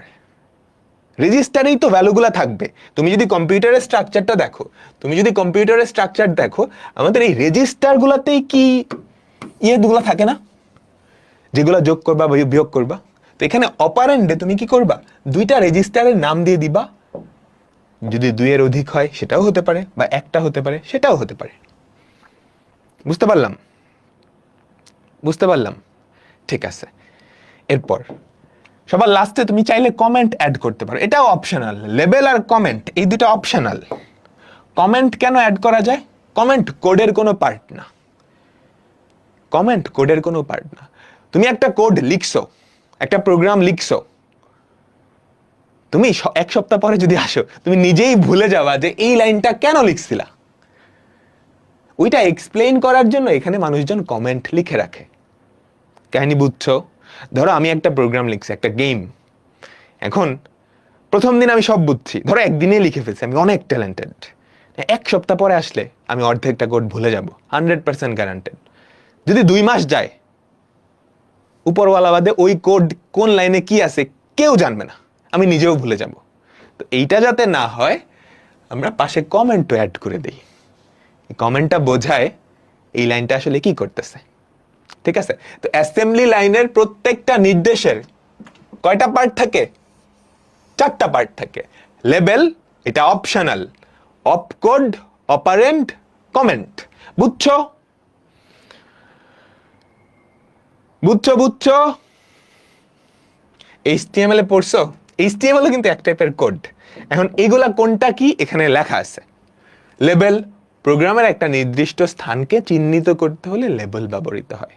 এরপর হচ্ছে অপকোড, অপকোড মানে হচ্ছে অপারেশন কোড, তুমি কোন অপারেশনটা চাচ্ছ, যোগ বিয়োগ নাকি গুণ ভাগ। তারপর অপারেন্ড, অপারেন্ড হচ্ছে যার উপর তুমি কাজ করতে চাও। দুটা সংখ্যার উপরে, সংখ্যা কই থাকে, রেজিস্টারে থাকে। তারপর হচ্ছে কমেন্ট, তারপর হচ্ছে কমেন্ট। আশা করি পুরা ব্যাপারটা বুঝছো, আশা করি পুরা ব্যাপারটা বুঝছো, ঠিক আছে। অ্যাসেম্বলি ভাষার সুবিধা আমরা দেখি। অ্যাসেম্বলি ভাষার সুবিধা, প্রথমত এটা সহজে বোঝা যায়, আসলে সহজে বোঝা যায় না, এটা মেশিন ভাষা থেকে সহজে বোঝা যায়। বুঝছো, এটা মেশিন ল্যাঙ্গুয়েজ থেকে সহজে বোঝা যায়, কিন্তু আসলে সহজে বোঝা যায় না, আসলে অনেক কঠিন। তোমার কাছে সহজ মনে হচ্ছে, এটা দেখে সহজ মনে হচ্ছে, এক লাইন থেকে সহজ মনে হচ্ছে, যখন 500-600 লাইন হবে, আমরা নিজেরা লিখছি, আমি বুয়েটে থাকতে লিখছি, তখন মাথা চুল একদম ছিঁড়ে যাবে, মানে একটা ভুল ধরতে খবর হয়ে যায়। বাট মেশিন ল্যাঙ্গুয়েজ থেকে সহজ, ঠিক আছে, যান্ত্রিক ভাষা থেকে তুলনামূলক সহজ, ঠিক আছে। তাহলে এই ভাষায় তুমি যদি প্রোগ্রাম লেখো, তাহলে মেশিন ভাষার থেকে কম শ্রম লাগবে, কম সময় লাগবে, তাই না? প্রোগ্রাম সহজে পরিবর্তন করা যায় মেশিন ল্যাঙ্গুয়েজ থেকে, মানে প্রথম জেনারেশন থেকে সহজে পরিবর্তন করা যায়। আমরা দেখব যত জেনারেশন বাড়তে থাকবে আস্তে আস্তে সহজ হইতে থাকবে, সবকিছুই সহজ হইতে থাকবে। ওকে, এরপরেরটা, প্রোগ্রামে যদি এরর হয় সেটা খুঁজে বের করা বা ডিবাগিং মেশিন ভাষার থেকে সহজ। আসলে সহজ না, কঠিন আছে, কিন্তু মেশিন ভাষার থেকে সহজ। বুঝছো, আগেরটা থেকে সহজ, আগেরটা থেকে সহজ। এবার আসি অসুবিধা কোথায়। এবার আসি অসুবিধা কোথায়। ঠিক আছে, দুইটা বড় বড় অসুবিধা আছে, দুইটা না আসলে একটা বড় বড় অসুবিধা, একটা বড় অসুবিধা। মেশিন ভাষার সবচেয়ে বড় অসুবিধাটা কি ছিল? মেশিন ভাষার সবচেয়ে বড় অসুবিধাটা কি ছিল? তুমি যদি একটা কম্পিউটারের জন্য লেখো, একটা যন্ত্রের জন্য লেখো, সেটা অন্য যন্ত্রে ব্যবহার করতে পারবে না। অ্যাসেম্বলি ভাষার ক্ষেত্রে এই অসুবিধাটা থেকে যায়, এই অসুবিধাটা থেকে যায়, তাই না? দেখো তো, আমরা যখন অ্যাসেম্বলি ভাষায় লিখি, লেভেল নিয়ে চিন্তা করার দরকার নেই, এটা অপশনাল, এটা জাস্ট একটা মানে একটা কোডকে তুমি চিহ্নিত করতেছো, এই পার্টটা এখান থেকে শুরু হয়েছে এরকম। এই যে অপারেন্টস, এই অপারেন্টস গুলো আসলে কারা আমাকে বলো তো? এগুলো কিন্তু সরাসরি সংখ্যা না, 2 আর 3 হ্যাঁ তুমি বসাইতে পারবে না। এগুলো হচ্ছে রেজিস্টার। ওই দুইটা সংখ্যা যেখানে আছে, ওই দুইটা সংখ্যা যেখানে আছে, ওই দুইটা রেজিস্টারের ঠিকানা, রেজিস্টারের নাম, রেজিস্টারের নাম, তাই না? খেয়াল করে যে EAX আর EBX, এটা কি? এই দুইটা কি? দুইটা রেজিস্টারের নাম, দুইটা রেজিস্টারের নাম। দুইটা রেজিস্টার কারা কারা আমাকে বলো তো? আমি যদি কম্পিউটারের স্ট্রাকচারটাই চলে যাই, এই যে এই দুইটা রেজিস্টার, এখন এটার নাম EAX দিলাম, এটার নাম EBX দিলাম। কম্পিউটারটা আমি যদি একটু চেঞ্জ করে দিই, ভেতরের স্ট্রাকচারটা চেঞ্জ করে দিলাম, আমি নাম EAX আর EBX দিলাম না, দিতেই পারি। তাইলে এই কোড তুমি যদি এই কম্পিউটারের জন্য লেখো, অন্য কম্পিউটারে কি চালাইতে পারবা? এটাই হচ্ছে সবচেয়ে বড় অসুবিধা। মেশিন ভাষায় এই অসুবিধাটা ছিল, অ্যাসেম্বলি ভাষায়ও থেকে গেছে। কারণ কি? তুমি রেজিস্টারের উপরে ডিপেন্ডেন্ট হয়ে গেছো। রেজিস্টারের উপরে ডিপেন্ডেন্ট মানে কম্পিউটারের ভিতরে কি আছে ওটা তোমার জানা লাগবে। অসুবিধাটা দেখো, এই ভাষার সবচেয়ে বড় অসুবিধা হচ্ছে তুমি এক কম্পিউটারের জন্য লিখলে সেটা অন্য কম্পিউটারে লিখতে পারবা না, মানে চালাইতে পারবে না। তার মানে এটা যন্ত্র নির্ভর ভাষা, যন্ত্র নির্ভর ভাষা। বোঝা গেছে? বলো তো। ঠিক আছে, এরপরেরটা, যেহেতু যন্ত্র নির্ভর ভাষা, তাহলে এটা রচনা করার জন্য অবশ্যই তোমার কি মেশিন সম্পর্কে ধারণা থাকা লাগবে। তুমি যেই কম্পিউটারের জন্য কোডটা লিখতেছো, ওটার রেজিস্টারগুলোর নাম কি, ওগুলা সম্পর্কে আইডিয়া থাকা লাগবে না? এন্ড থার্ড যেটা, এটা কিন্তু কম্পিউটার সরাসরি চালাইতে পারে না। এটা সরাসরি চালাইতে পারে আমাকে বলো তো? এই যে অ্যাসেম্বলি কোড যেটা তুমি লিখলা অ্যাসেম্বলি ভাষায়, সেটা কি কম্পিউটার সরাসরি চালাইতে পারে? না, এটাকে মেশিন ভাষায় কনভার্ট করে নিতে হয়। তো মেশিন ভাষায় কনভার্ট করার জন্য মেশিন কোড বা অবজেক্ট কোডও বলে, মেশিন কোড বা অবজেক্ট কোডে কনভার্ট করার জন্য তোমার কি একটা অনুবাদক দরকার হয় না? সেই অনুবাদকটা হচ্ছে অ্যাসেম্বলার, সেই অনুবাদকটা হচ্ছে অ্যাসেম্বলার। ঠিক আছে, সেই অনুবাদকটা হচ্ছে অ্যাসেম্বলার। এখন এই অনুবাদটা চালাইতে গেলে তো তোমার কিছু সময় নষ্ট হবে, কিছু এক্সট্রা মেমোরির দরকার হবে। কারণ এই যে অ্যাসেম্বলার, ওটা নিজেও একটা প্রোগ্রাম, এই বেচারা নিজেও একটা প্রোগ্রাম। ওর কাজ হচ্ছে অ্যাসেম্বলি কোডকে মেশিন কোডে কনভার্ট করা। ওই যে অ্যাডকে রিপ্লেস করে অনেকগুলা জিরো বসাবে, এই কাজগুলা। ঠিক আছে, তো অ্যাসেম্বলার চালাতে গেলে তোমার কিছু এক্সট্রা সময় নষ্ট হবে, মেমোরি নষ্ট হবে। তার মানে অ্যাসেম্বলি কোডটা মেশিন কোড থেকে স্লো না? আমাকে বলো তো, অ্যাসেম্বলি কোডটা তাহলে অবশ্যই মেশিন কোড থেকে স্লো হবে, কারণ এটা তো সরাসরি যাচ্ছে না, এটা প্রথমে অনুবাদ হচ্ছে, তারপর যাচ্ছে। ঠিক আছে, অ্যাসেম্বলার এটা নিজেও একটা প্রোগ্রাম। এটা কোন ভাষায় লেখা? এটা অনেক ভাষায় লেখা যায়, এটা অনেক ভাষায় লেখা যায়। আচ্ছা, তোমরা জানো মানুষজন যে চাঁদে গেছিল, আসলে গেছিল না, এটা গুজব। আসলে গেছিল না গুজব? আচ্ছা, আমরা যতটুকু জানি ওটা নিয়েই বলি। 1969 সালে বাংলাদেশ, মানে বাংলাদেশ না সরি, মানুষ চাঁদে যায়। 1969 সালে তো বাংলাদেশ ছিল না। এখন চাঁদে গেছিল যেই নভোযান দিয়ে, অ্যাপোলো, তাই না? অ্যাপোলো 11, তোমাদের মনে আছে নিশ্চয়ই, অ্যাপোলো 11, এইটা দিয়ে মানুষ চাঁদে যায়, মানুষ চাঁদে গেছিল। এখন ওই অ্যাপোলো 11 কে সহায়তা করার জন্য একটা কম্পিউটারের মতো মেশিন দেওয়া হয়, যেটাকে বলা হয় অ্যাপোলো গাইডেন্স কম্পিউটার, যেটা নাম ছিল আর কি অ্যাপোলো গাইডেন্স কম্পিউটার। এই কম্পিউটারের কাজ কি ছিল? অনেক কিছু। ধরো বাইরের টেম্পারেচার চেঞ্জ হচ্ছে, ওই টেম্পারেচার অনুযায়ী ভেতরের টেম্পারেচারকে সে সেট করে দিবে। ধরো থার্মোমিটার বাইরে লাগানো ছিল, ওইটার টেম্পারেচার সে কি মনিটর করতো, যখনই একটা সার্টেন টেম্পারেচার ক্রস করবে সে ভেতরের তাপমাত্রা ওভাবে কি রেগুলেট করতো। ঠিক আছে? তো ওই কম্পিউটারটা চালানোর জন্য একটা প্রোগ্রাম লেখা হয়।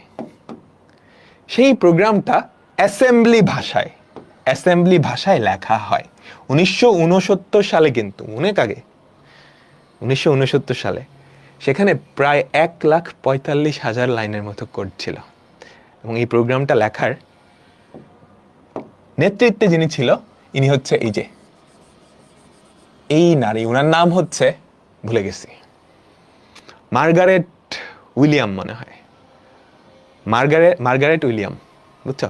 প্রোগ্রামিং শিখলে কি ফ্রিল্যান্সিং করে ডলার ইনকাম করা যাবে? হ্যাঁ যাবে, যদি তুমি ওই লেভেলে যাইতে পারো। ঠিক আছে? এই যে দেখছো না, ওনার দেখো সামনে অনেকগুলা বই না, আসলে উনি যে 1,45,000 লাইনের কোড লিখছিল, ওই কোডগুলো এখানে লেখা আছে এই খাতায়। দেখছো? এটা কিন্তু 1969 সালে অ্যাসেম্বলি ল্যাঙ্গুয়েজ দিয়েই কি করে ফেলছে, মানুষজন চাঁদে চলে গেছে। আচ্ছা, তো অ্যাসেম্বলি ল্যাঙ্গুয়েজের সমস্যা কোথায়? সবচেয়ে বড় অসুবিধা হচ্ছে তুমি যদি একটা কম্পিউটারের জন্য লেখো, সেটা অন্য কম্পিউটারে ব্যবহার করা যায় না। তো এই সমস্যা দূর করার জন্য আমাদের উচ্চতর ভাষা, আগের যে দুটো আছে না, এগুলাকে নর্মালি লো লেভেল ভাষা বলা হয়। ঠিক আছে? আমাদের আগের যে দুটা ভাষা ছিল মেশিন ল্যাঙ্গুয়েজ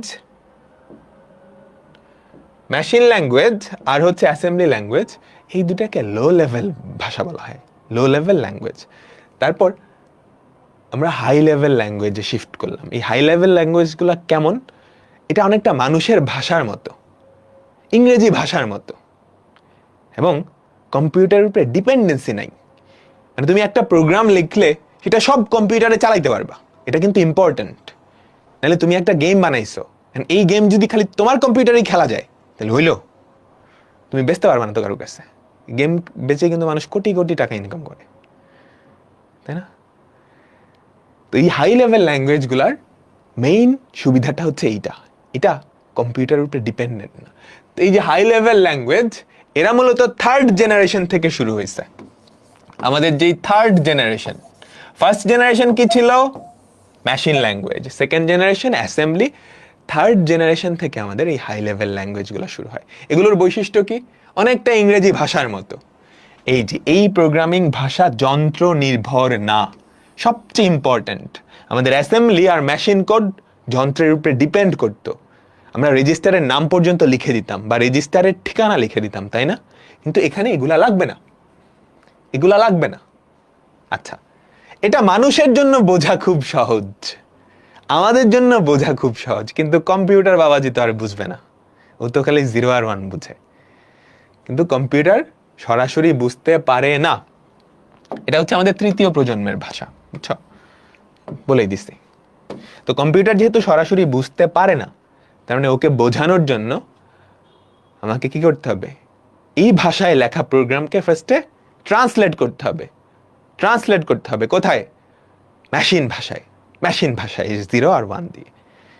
তো এই যে তৃতীয় প্রজন্মের যে ল্যাঙ্গুয়েজগুলা, এখানে অনেকগুলা নাম দেওয়া আছে, এগুলা এখনো ব্যবহার করা হয়। C plus plus, Java, Python, এই ল্যাঙ্গুয়েজগুলা অনেক আগে আবিষ্কৃত হয়েছে, কিন্তু এখনো এগুলার আপডেটেড ভার্সনগুলো এখনো ব্যবহার করা হয়। বুঝতে পারছো? তোমরা এই যে ওয়েব অ্যাপে ক্লাস করতেছো বা ফেসবুকে ক্লাস করতেছো, সেটাও আসলে পাইথনের একটা ফ্রেমওয়ার্ক, পাইথন, জাভাস্ক্রিপ্ট, ওগুলার একটা ফ্রেমওয়ার্ক দিয়ে তৈরি করা।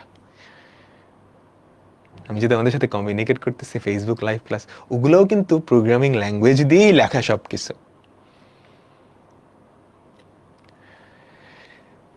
ঠিক আছে? আচ্ছা, এবার এই উচ্চতর বা থার্ড জেনারেশন, এটা হচ্ছে আমাদের থার্ড জেনারেশন ল্যাঙ্গুয়েজ। আমাদের থার্ড জেনারেশন ল্যাঙ্গুয়েজ। এই থার্ড জেনারেশন ল্যাঙ্গুয়েজই আমরা শিখবো এই চ্যাপ্টারে। সি প্রোগ্রাম শিখবো না, সি প্রোগ্রামিং শিখবো। এটা একটা থার্ড জেনারেশন ল্যাঙ্গুয়েজ। এই ল্যাঙ্গুয়েজগুলাই এখন চলতেছে, থার্ড জেন আর ফোর্থ জেনারেশন। আচ্ছা, সুবিধা কি কি আছে তুমি দেখলেই বুঝতে পারবা। উচ্চতরের ভাষা, প্রোগ্রামার মানে হচ্ছে যে প্রোগ্রামগুলো লেখে, তুমি আমি সবাই যারা প্রোগ্রাম লেখি তারাই কি প্রোগ্রামার। উচ্চতর ভাষাগুলো প্রোগ্রামার বান্ধব, অর্থাৎ প্রোগ্রাম মানে আমি তুমি সহজে বুঝতে পারবো, সহজে প্রোগ্রামগুলো লিখতে পারবো, ঠিক আছে। যেহেতু আমাদের ইংরেজি ভাষার মতোই, তাহলে ভুল হওয়ার সম্ভাবনা নিশ্চয়ই কমে যায়। তুমি ইংরেজি দিয়ে খুব সুন্দর করে কমান্ড টমান্ড লিখতে পারবা। তারপর এই ভাষায় প্রোগ্রাম লেখার জন্য কম্পিউটারের ভেতরে স্ট্রাকচার কেমন ওইটা আমার জানার দরকার নেই, যেটা আগের দুইটাই জানার দরকার ছিল।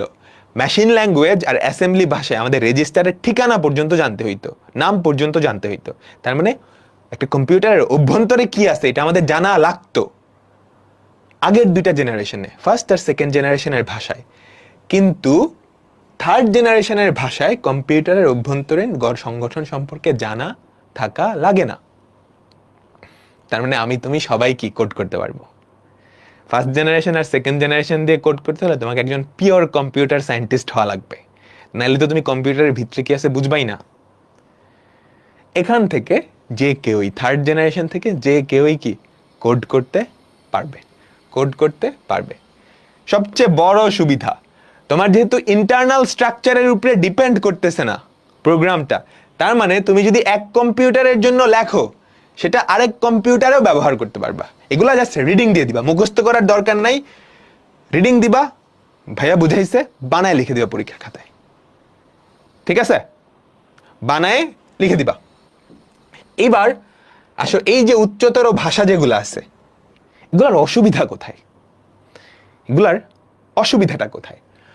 প্রথম যে অসুবিধা, তুমি তো এটা দিয়ে সরাসরি কম্পিউটারের সাথে যোগাযোগ করতে পারবা না, তাই না?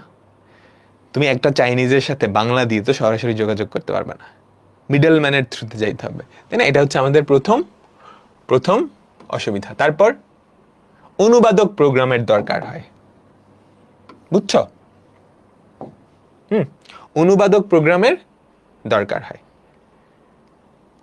ঠিক আছে। তুমি কম্পিউটারকে বোঝানোর জন্য একটা অনুবাদক দিয়ে তোমার যেই প্রোগ্রাম, লেখা প্রোগ্রাম, সেটাকে কি মেশিন কোডে কনভার্ট করবা, ঠিক আছে। তো এখানে আরেকটা প্রোগ্রামের দরকার হচ্ছে ওই অনুবাদক প্রোগ্রাম। তার মানে এটা কম্পিউটারে রান হইতে অবশ্যই বেশি সময় লাগবে, কারণ ফার্স্টে তো সরাসরি রান হচ্ছে না, একবার ট্রান্সলেট হচ্ছে তারপরে গিয়ে রান হচ্ছে। তার মানে এই ভাষায় লেখা প্রোগ্রামগুলো একটু স্লো হয়, ঠিক আছে। অ্যান্ড মেমোরিও বেশি লাগে, কারণ সোর্স কোড থেকে মেশিন কোড বানাবে না। সোর্স কোড থেকে মেশিন কোড বানাবে কে? বানাবে একটা প্রোগ্রাম, অনুবাদক প্রোগ্রাম, ট্রান্সলেটর প্রোগ্রাম। ও নিজেও তো প্রোগ্রাম, ওর নিজেরও তো রান হওয়া লাগবে, তাই না? তোমরা কম্পিউটার তো নিশ্চয়ই দেখো, 2-3টা গুগল ক্রোম খুললে মেমোরি অনেক বেড়ে যায় না? তুমি আলাদা একটা এক্সট্রা প্রোগ্রাম রান করতেছো, তাহলে কি আমাদের মেমোরিটাও বেশি লাগবে। বাট এগুলো কোনো অসুবিধা না। আমাদের এখনকার যে কম্পিউটারগুলো আছে এগুলোর মেমোরি, তারপর স্পিড অনেক বেশি, সো এগুলো আসলে কোনো অসুবিধাই না। কিন্তু আমাদের মারাত্মক একটা সুবিধা হয়েছে, আমি একটা কম্পিউটারের জন্য লিখলে সেটা দুনিয়ার সব কম্পিউটারে চালাতে পারবো। এটাই হচ্ছে আমাদের মেইন। বোঝা গেল? তো আমরা এই থার্ড জেনারেশন ল্যাঙ্গুয়েজগুলো নিয়েই পড়াশোনা করব। এরপর এগুলার থেকে আরেকটু আপডেটেড যে ল্যাঙ্গুয়েজ, সেটাকে বলা হয় ফোর্থ জেনারেশন ল্যাঙ্গুয়েজ। আচ্ছা, এগুলো একটু মনে রাখো। 1GL এটা মানে হচ্ছে ফার্স্ট জেনারেশন, 2GL এটা মানে হচ্ছে সেকেন্ড জেনারেশন ল্যাঙ্গুয়েজ, 3GL এটা মানে কি থার্ড জেনারেশন ল্যাঙ্গুয়েজ, 4GL মানে ফোর্থ জেনারেশন ল্যাঙ্গুয়েজ, 5GL মানে fifth generation language. Fourth generation ল্যাঙ্গুয়েজগুলা মানুষের ভাষার আরেকটু কাছাকাছি, বুঝছো? ফোর্থ জেনারেশন যে ল্যাঙ্গুয়েজগুলা সেগুলো থার্ড জেনারেশন থেকেও সহজ, সেগুলো মানুষের ভাষার আরও কাছাকাছি। তো এগুলা কোন কাজে ব্যবহার করা হয়? এগুলা ব্যবহার করা হয় ডেটাবেজের কাজে। ডেটাবেজ কি বুঝাচ্ছি। ধরো তোমরা সবাই ধরো 6,000 মানুষজন এই কোর্সটায় ভর্তি হয়েছে, তোমরা ভর্তি হওয়ার সময় তোমাদের নাম, ফোন নাম্বার এগুলা দিয়ে দিছো না? দিছো তো? তো এগুলা আমাদের কোথাও স্টোর করা লাগছে না? একটা টেবিল বানায় ওই টেবিলে সারিতে তোমার নাম, কলেজ, ফোন এগুলা স্টোর করা লাগছে না? তো এরকম 5,000 মানুষের ডেটা আমাদের কাছে আছে না? একটা বিশাল টেবিল না? ওই টেবিলটাকেই বলা হয় একটা ডেটাবেস। ওই ডেটাবেসের উপর বিভিন্ন অপারেশন করা যায় এই 4th জেনারেশন ল্যাঙ্গুয়েজ দিয়ে, এবং খুব সহজে। ধরো তুমি যদি আমাকে তোমার নাম্বার দিয়ে দাও, আমি জাস্ট একটা লাইন লিখে খুঁজে বের করে ফেলতে পারবো তুমি কে, তোমার ডিটেলস কি। বা একটা লাইন লিখেই আমি খুঁজে বের করতে পারবো এই যে স্টুডেন্ট যারা আছে, এই স্টুডেন্টগুলোর মধ্যে সাকিব নামের কয়জন আছে। বুঝছো? এই ল্যাঙ্গুয়েজগুলোকে বলা হয় 4th জেনারেশন ল্যাঙ্গুয়েজ। এগুলো আরো সহজ, 3rd জেনারেশন থেকেও সহজ, 3rd জেনারেশন থেকেও সহজ। এগুলা মূলত ডেটাবেস প্রোগ্রামিং এবং স্ক্রিপ্টিং এর ক্ষেত্রে ব্যবহার করা হয়, ডেটাবেস থেকে বিভিন্ন তথ্য নেওয়ার জন্য। খুবই বহুল ব্যবহৃত। তোমরা যে এই ওয়েব অ্যাপটা চালাই দিছো, হ্যাঁ, এখানে এগুলো অনেক ব্যবহার করা হয়েছে। তো এক্সাম্পল হচ্ছে এসকিউএল এবং এটার সাথে রিলেটেড যত আছে, এসকিউএল, এটাকে সিকিউএল বলে, মাই এসকিউএল, হাবিজাবি, যারা আছে। বুঝতে পারলাম? তো আমাদের এখনকার বর্তমান যুগে 3GL আর 4GL এই দুইটা সবচেয়ে বেশি চলে। এর পরের জেনারেশন এটা হচ্ছে 5th জেনারেশন ল্যাঙ্গুয়েজ। এইখানে মানুষজন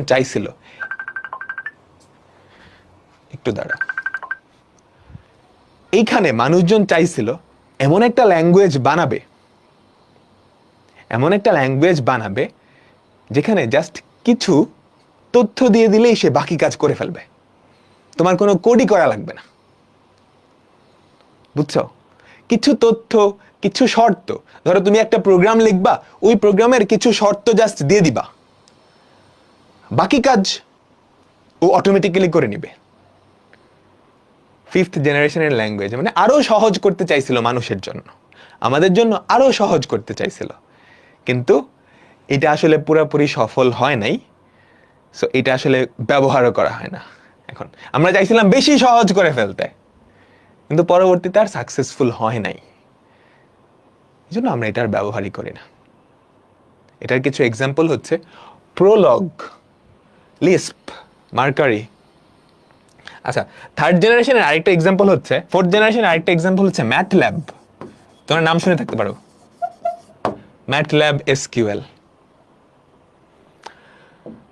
বলো সবাই কি বুঝছো? 5th জেনারেশন পর্যন্ত গেল। এবার আমাদের যে হাই লেভেল ল্যাঙ্গুয়েজগুলো আছে, এগুলো কম্পিউটার বুঝে না? কম্পিউটার বুঝে না। আমাদের হাই লেভেল ল্যাঙ্গুয়েজে লেখা যেই কোডটা, সেটাকে বলা হয় সোর্স কোড, বা সোর্স ফাইল। ঠিক আছে? এটা কম্পিউটার বোঝে না, এটা আমরা বুঝি। এটা কম্পিউটারে রান করতে হলে অবশ্যই কম্পিউটার বোঝে এমন একটা ভাষায় কনভার্ট করতে হবে, বা মেশিন করে ট্রান্সলেট করতে হবে। এই কাজটা যেই বেচারা করে, সেই হচ্ছে আমাদের মাঝখানের এই জিনিসটা, ট্রান্সলেটর বা অনুবাদক প্রোগ্রাম।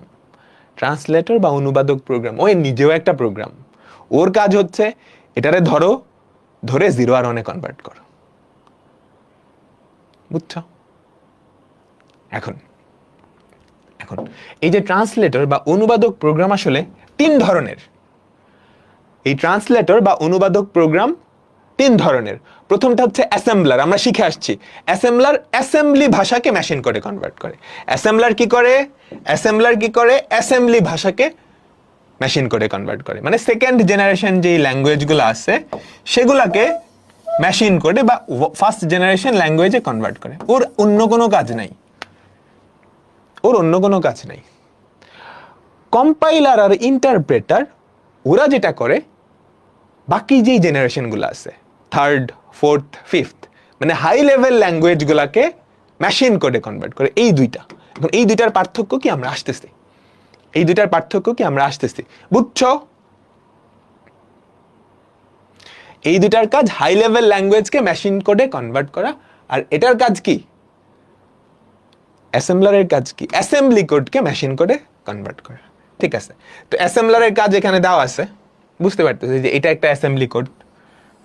মানে অ্যাসেম্বলার কি করবে, এটার কারেসপন্ডিং যে মেশিন কোডের কমান্ডটা আছে, এটার কারেসপন্ডিং যে মেশিন কোডের কমান্ড, ধরো 1 অ্যাডের পরিবর্তে আছে হচ্ছে 0, 8টা 0, 4 5 6 7 8 কনভার্ট করে দিবে। EX এটার পরিবর্তে একটা অ্যাড্রেস বসাবে, এটার পরিবর্তে একটা অ্যাড্রেস বসাবে। এটাই অ্যাসেম্বলারের কাজ। একটা কমান্ড করছে, একটা না, সে ধরে ধরে সবগুলাকে করে ফেলবে। বলো বুঝছো? বুঝছো, ঠিক আছে। অ্যাসেম্বলার সম্পর্কে সুন্দর করে এখানে লেখা আছে। তোমাদের বই আসলে পড়ার দরকার নেই, বই পড়তে পারো পরে, বাট স্লাইডটা একবার রিভিশন দিবা, তাহলেই হবে। এগুলা লেখার কিছু নাই, স্লাইডটা একবার রিভিশন দিবা, পুরা তথ্যটা মাথায় ঢুকে যাবে ক্যাচ করে। তো অ্যাসেম্বলার দেখা গেল। এবার আসো কম্পাইলার আর ইন্টারপ্রেটার। কম্পাইলার আর ইন্টারপ্রেটার, ধরো আমি বাংলাদেশি, তুমি চাইনিজ, কথার কথা, আমি বাংলাদেশি তুমি চাইনিজ, আমি বললে তো তুমি বুঝবা না।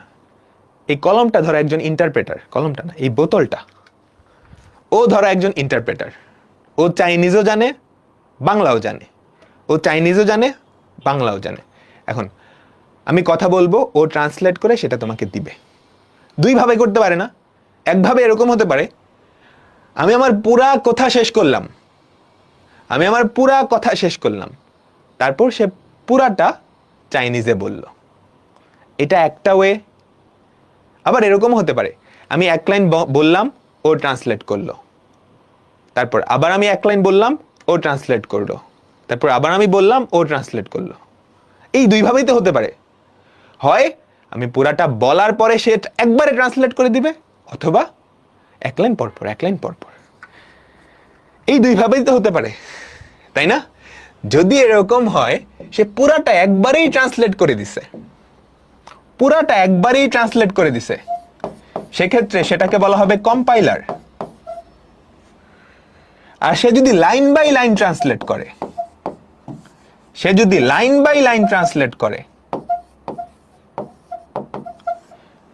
তাহলে সেটাকে বলে ইন্টারপ্রেটার। আমরা এক্সাম্পল দেখতেছি। তো প্রথমত কম্পাইলার, এটা একটা হাই লেভেল ল্যাঙ্গুয়েজ। কি লেখা আছে হিজিবিজি আমরা শিখবো আপাতত। এটা, এই প্রোগ্রামটা কি করে জানো? তোমার স্ক্রিনে হ্যালো ওয়ার্ল্ড লেখে। হ্যাঁ, এটা সি ভাষায় লেখা একটা প্রোগ্রাম। কি লেখা আছে আজগুবি জিনিসপত্র আমরা শিখবো, কিন্তু এটা কি একটা মেশিন কোড না? এটা মেশিন কোড না, এটা হাই লেভেল কোড না। খেয়াল করো, তুমি দেখে কিন্তু অনেকটা বুঝতে পারতেছো। প্রিন্ট এফ মানে কিছু একটা প্রিন্ট করবে, হ্যালো ওয়ার্ল্ড এটা প্রিন্ট করার কথা, তারপর রিটার্ন 0, এটা আমি কিছুটা বুঝতে পারতেছি, কিন্তু মেশিন তো এটা বুঝতে পারবে না। তো এই জিনিসটাকে ট্রান্সলেট করতে হবে। পুরা কোডটাকে একেবারে যদি ট্রান্সলেট করে ফেলে যেই বেচারা, সেটাকে বলে কম্পাইলার। এই জিনিসটাকে কম্পাইলার কি করছে খেয়াল করো, শুধু 0 আর 1 কনভার্ট করে ফেলছে না। এটা কি আদৌ হয়? হ্যাঁ হয়। আপনি কেমনে জানেন? আমি এরকম একটা কম্পাইলার বানাইছিলাম, আমরা সবাই বানাইছি। আমরা যখন বুয়েটে 3rd ইয়ারে পড়ি, আমাদের একটা কোর্স ছিল কম্পাইলার কোর্স। ওই কোর্সে আমরা যেটা করতাম, একটা কম্পাইলার বানাইতে হইতো আর কি, যেই কম্পাইলার দিয়ে সি কোডকে মেশিন কোডে কনভার্ট করতাম। তো আমার কথা বিশ্বাস করে নাও, তাইলেই হবে। ঠিক আছে? তো কম্পাইলার কি করে? একসাথে পুরাটাকে কি করে ফেলে? অনুবাদ করে ফেলে। পুরা প্রোগ্রামটাকে অনুবাদ করছে। এবার এইটা গিয়ে কম্পিউটারে রান হবে, বুঝছো? এইটা গিয়ে কম্পিউটারে রান হবে, এইটা গিয়ে পিসিতে কি রান হবে। ঠিক আছে? আচ্ছা, তো এখানেই লেখা আছে সুন্দর করে, যে কথাগুলো বলছি এগুলাই। একটা প্রোগ্রামকে সে পুরাটা ট্রান্সলেট করে ফেলে, তারপর রান হয়। এখন কম্পাইলারের কিছু সুবিধা আছে, কিছু অসুবিধাও আছে। সুবিধাটা কি? পুরা প্রোগ্রামকে সে একবারেই কি করে ফেলে? বস্তু প্রোগ্রামে অনুবাদ করে। মানে বস্তু প্রোগ্রাম মানে হচ্ছে মেশিন কোড। এই যে এটা মানে মেশিন কোড, ঠিক আছে, পুরোটাকে একবারেই, কোনো ভুল থাকলে একবারেই সে জানায় দেয়। ঠিক আছে, প্রোগ্রাম লিংক করে এটা জানার দরকার নেই। এটা মানে হচ্ছে ধরো মাঝে মাঝে একটা প্রোগ্রামের একাধিক ফাইলও থাকতে পারে, ওই সবগুলোকে সে লিংক করে দেয়। ঠিক আছে, প্রধান মেমোরিতে প্রয়োজনীয় মেমোরির ব্যবস্থা করে থাকে। কম্পাইলার নিজেও কিন্তু একটা প্রোগ্রাম, ওর চালানোর জন্য, ওর চলার জন্য তো মেমোরিতে জায়গা লাগবে, সেটা সে প্রধান মেমোরিতে করে দেয়। ঠিক আছে, এবার অসুবিধাটা কি সেটা একটু খেয়াল করো। তুমি একসাথে পুরা প্রোগ্রাম কম্পাইল করতেছো, মানে পুরাটা। এখানে তো জাস্ট 3 লাইনের ছিল, এখানে জাস্ট 3 লাইনের ছিল, মানে 4 লাইন, 1 2 3 4 5 লাইন ধরো। এখন এই কোডটা যদি 1000 লাইনের হয় বা 50,000 লাইনের হয়, পুরাটা একবারে কম্পাইল করলে সে কিন্তু সব ভুল একসাথে দিয়ে দিবে।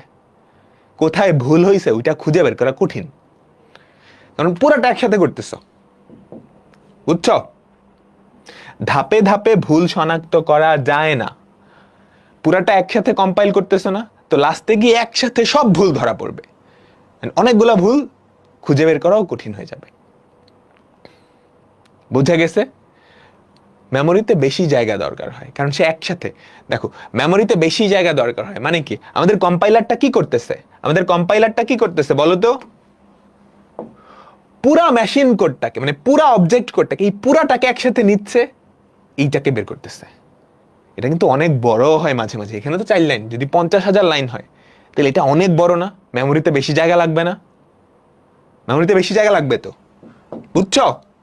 মেমোরিতে বেশি জায়গার প্রয়োজন হয়, এটা হচ্ছে অসুবিধা। কম্পাইলারের ব্যাপারটা বোঝা গেছে? হ্যাঁ, সুবিধাটা কি, এটা তাড়াতাড়ি হয়, মানে একসাথে পুরাটা হয়ে যাচ্ছে, এটাই সবচেয়ে বড় সুবিধা। একসাথে পুরাটা কম্পাইল হয়ে যাচ্ছে, পুরা কোডটা, তারপরে গিয়ে কম্পিউটারে রান হবে। আগে ট্রান্সলেট হয়েছে, তারপরে গিয়ে রান হবে। অসুবিধাটা কি, একসাথে যেহেতু পুরাটা কম্পাইল হইতেছে, একসাথে সব ভুল আসলে না ঝামেলা হয়, আর মেমোরিতে একটু বেশি জায়গা লাগে। এবার চলে আসো ইন্টারপ্রেটার। ইন্টারপ্রেটার যেটা করবে, পাইথন ইন্টারপ্রেটার দিয়ে চলে, সি কম্পাইলার দিয়ে চলে। পাইথন ভাষাটার নাম শুনছো নিশ্চয়ই, পাইথনের ইন্টারপ্রেটার দিয়ে চলে। তো ইন্টারপ্রেটার যেটা করে, ও এক লাইন ইন্টারপ্রেট করবে। এই যে দেখো, ও প্রথমত এই লাইনটা ইন্টারপ্রেট করবে, মানে এটাকে মেশিন করে নিবে, এটাকে তারপর রান করে ফেলবে, কম্পিউটারে রান করে ফেলবে, যেটা কিন্তু কম্পাইলার করতো না। কম্পাইল পুরাটাকে মেশিন করে নিয়ে তারপর রান করতো। তারপর কি করবে, পরের লাইন, এর পরের লাইন সে মেশিন করে নিবে, রান করে ফেলবে। তারপরের লাইনও সেম কাহিনী। বুঝছো? তার মানে সে লাইন বাই লাইন মেশিন করে নিচ্ছে এবং রান করে ফেলতেছে,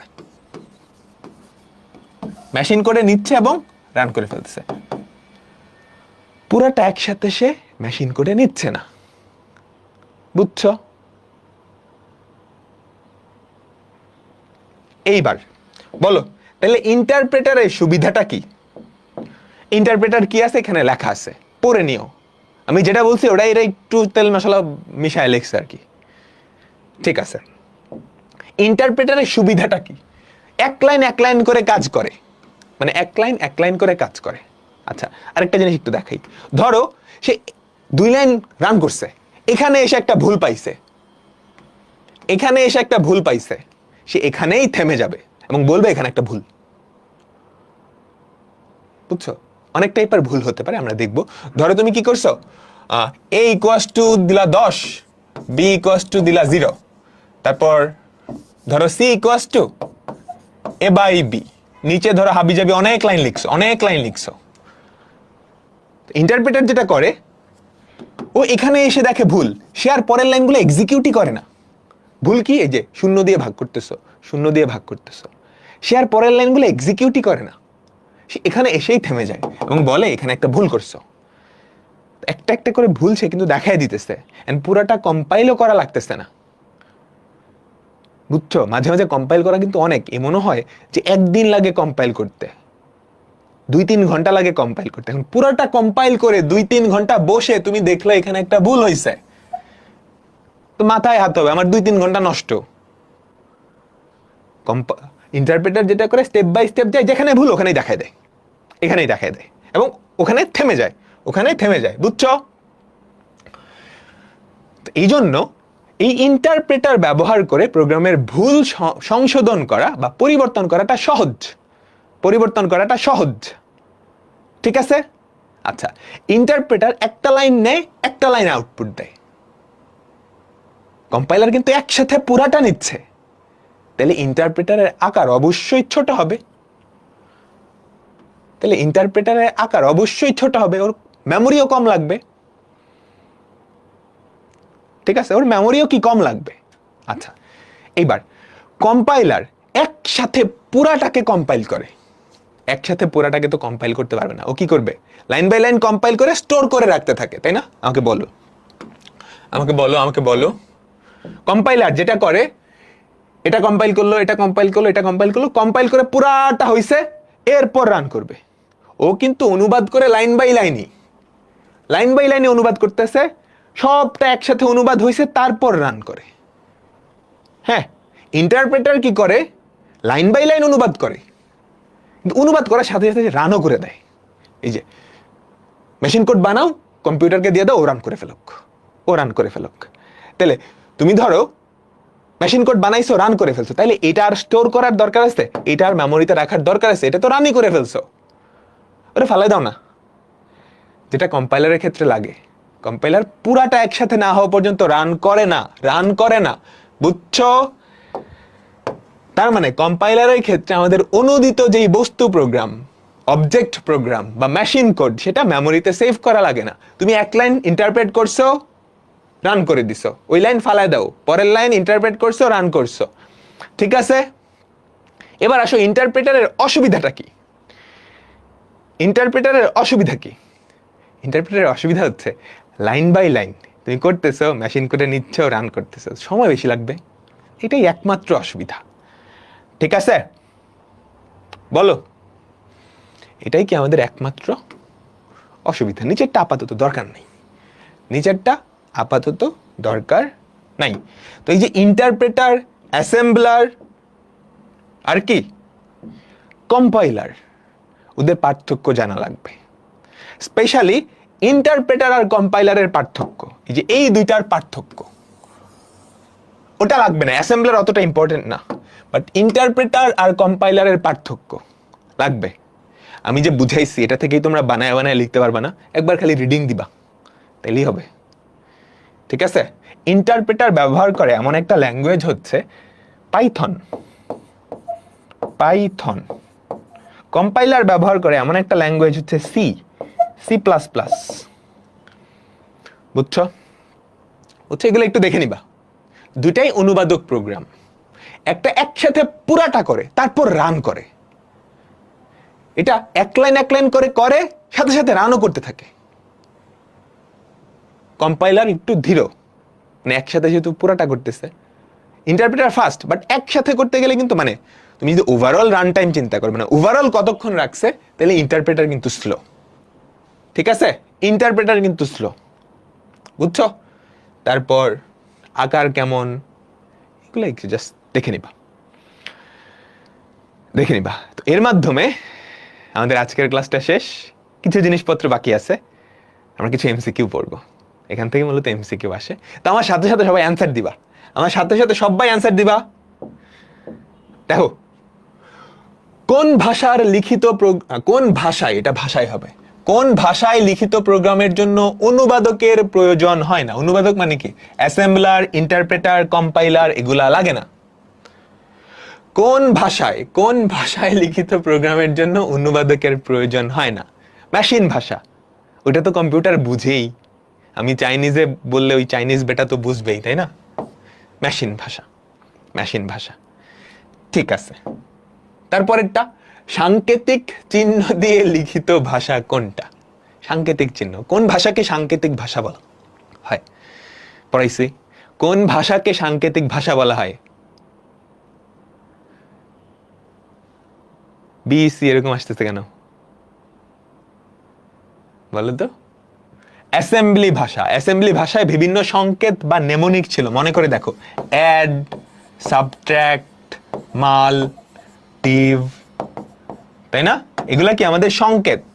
বিভিন্ন নেমোনিক ইউজ করতাম আমরা অ্যাসেম্বলি ভাষায়, বুঝছো?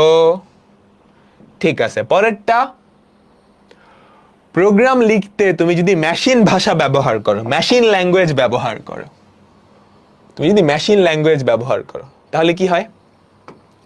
প্রোগ্রাম পরিবর্তন করা কষ্টসাধ্য, এডিট করা কিন্তু আসলেই কষ্ট। তুমি ধরো 0-1 দিয়ে 10 পাতার একটা প্রোগ্রাম লিখছো, বা 1000 লাইনের একটা প্রোগ্রাম লিখছো, এখন সব তো দেখতে একই রকম, 0-1-0-1, তুমি খুঁজে চেঞ্জ করো, এটা খুঁজতে গেলেই ঘরে যাও না? ঠিক আছে, এটা ঠিক আছে, দক্ষ প্রোগ্রামের প্রয়োজন অবশ্যই দরকার, কারণ মেশিন কোডে লেখা কিন্তু মানে ছেলের হাতের মোয়া না। তোমাকে একটা মেশিনের ভেতরে কি কি আছে সব স্ট্রাকচার জানা লাগবে, কমান্ডগুলোও খুব সুন্দর করে দিতে হবে। তুমি চাইলেই কি মেশিন কোড লিখতে পারবো না? আমি নিজে কম্পিউটার সায়েন্সের স্টুডেন্ট, আমিও কিন্তু মেশিন কোড লিখতে পারি না, 2-1 লাইন লিখতে পারি, বুঝছো? এটাও সত্য, প্রোগ্রাম দ্রুত নির্বাহ হয়। তুমি যদি মেশিন কোড লেখো, ওটা কম্পিউটার সরাসরি বুঝবেন, ধুমধাম করে ফেলবে না? চিন্তা করো, আমি যদি চাইনিজ লোকটার সাথে চাইনিজেই কমিউনিকেট করি, আমাদের কমিউনিকেশনটা খুব তাড়াতাড়ি হবে না? তার মানে কি? দ্রুত নির্বাহী হয়। তার মানে আমাদের অ্যান্সার কি? 3টাই। সবাই এ কেন বলতেছো? প্রোগ্রাম দ্রুত নির্বাহ হয় না? এখানে তো তোমার কি করা লাগতেছে না, ট্রান্সলেট করা লাগতেছে না, তুমি রান দিলে ধূপ করে রান হয়ে যাচ্ছে। হাই লেভেল ল্যাঙ্গুয়েজ গুলায় রান দিলে প্রথমত ট্রান্সলেট হয়, তারপরে রান হয়, 2টা স্টেপ। এই বুঝছো? তারপরেরটা, অ্যাসেম্বলি ভাষা কোন প্রজন্মের ভাষা? এগুলো এমসিকিউর জন্য, একবার রিডিং দিলেই হয়ে যাবে। অ্যাসেম্বলি ভাষা কোন প্রজন্মের ভাষা? 2য় প্রজন্মের ভাষা, 2য় প্রজন্মের ভাষা, তাই না? তারপর কোনটি সোর্স কোডকে মেশিন কোডে কনভার্ট করে? সোর্স কোড কোনটা? হাই লেভেল ভাষায় যেটা লেখা। মেশিন কোড কোনটা? অবজেক্ট কোড বা 0-1-এ লেখা যেটা। কোনটি সোর্স কোডকে মেশিন কোডে কনভার্ট করে? কম্পাইলার করে, ইন্টারপ্রেটারও কিন্তু করে, অ্যাসেম্বলারও করে। ও অ্যাসেম্বলি ভাষা, সেটাকে মেশিন কোডে নেয়। অ্যাসেম্বলি ভাষাও কিন্তু একটা কি? Source code. Source code. আমাদের অ্যান্সার কি?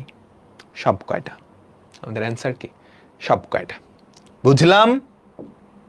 আজকের লাস্ট প্রোগ্রাম, লাস্ট। বলো তো, কোন অনুবাদকের মাধ্যমে হাই লেভেল ল্যাঙ্গুয়েজের একটি সম্পূর্ণ প্রোগ্রামকে একত্রে অনুবাদ করা হয়? কোন অনুবাদকের সাহায্যে হাই লেভেল ল্যাঙ্গুয়েজ, বুঝো অ্যাসেম্বলি কিন্তু হাই লেভেল না, এই অ্যাসেম্বলি কিন্তু হাই লেভেল না, এই হাই লেভেল মধ্যে কিন্তু অ্যাসেম্বলি নাই, assembly second gen. High level ভাষা শুরু হয়েছে 3rd জেনারেশন থেকে। 3rd জেনারেশন কি হাই লেভেল বলে, বুঝছো? 4th জেনারেশনকে বলে আলট্রা হাই লেভেল, আর 5th জেনারেশনকে বলে মানুষের ভাষার মতো, ন্যাচারাল ল্যাঙ্গুয়েজ যেটার মতো। তাহলে কোনটা? কম্পাইলার। কম্পাইলার, ঠিক আছে? তো এর মাধ্যমে আমাদের আজকের ক্লাসটা শেষ। একটু বোরিং টপিক ছিল, তারপরেও আশা করি তোমরা গল্পের মতো করে সব কিছু বুঝছো। তো এখান থেকে খুব বেশি প্রশ্ন আসে না। নেক্সট ক্লাস আর 2-3 ক্লাস, এর পরের ক্লাস থেকে আশা করি ইন্টারেস্টিং হওয়া শুরু করবে। আমরা যখন প্রোগ্রামিং শুরু করব তখন ব্যাপারটা আরো বেশি ইন্টারেস্টিং হবে। তো আমরা হয়তো আর 2টা ক্লাস পরেই প্রোগ্রামিং, 4 নাম্বার ক্লাস থেকে আমরা ইনশাল্লাহ প্রোগ্রামিং শুরু করব। তো দেখা হবে। আমি স্লাইডটা এখনই দিয়ে দিচ্ছি, একটা রিভিশন দিয়ে দিও এখনই, ঠিক আছে? একটা রিভিশন দিয়ে দিও। আল্লাহ হাফেজ।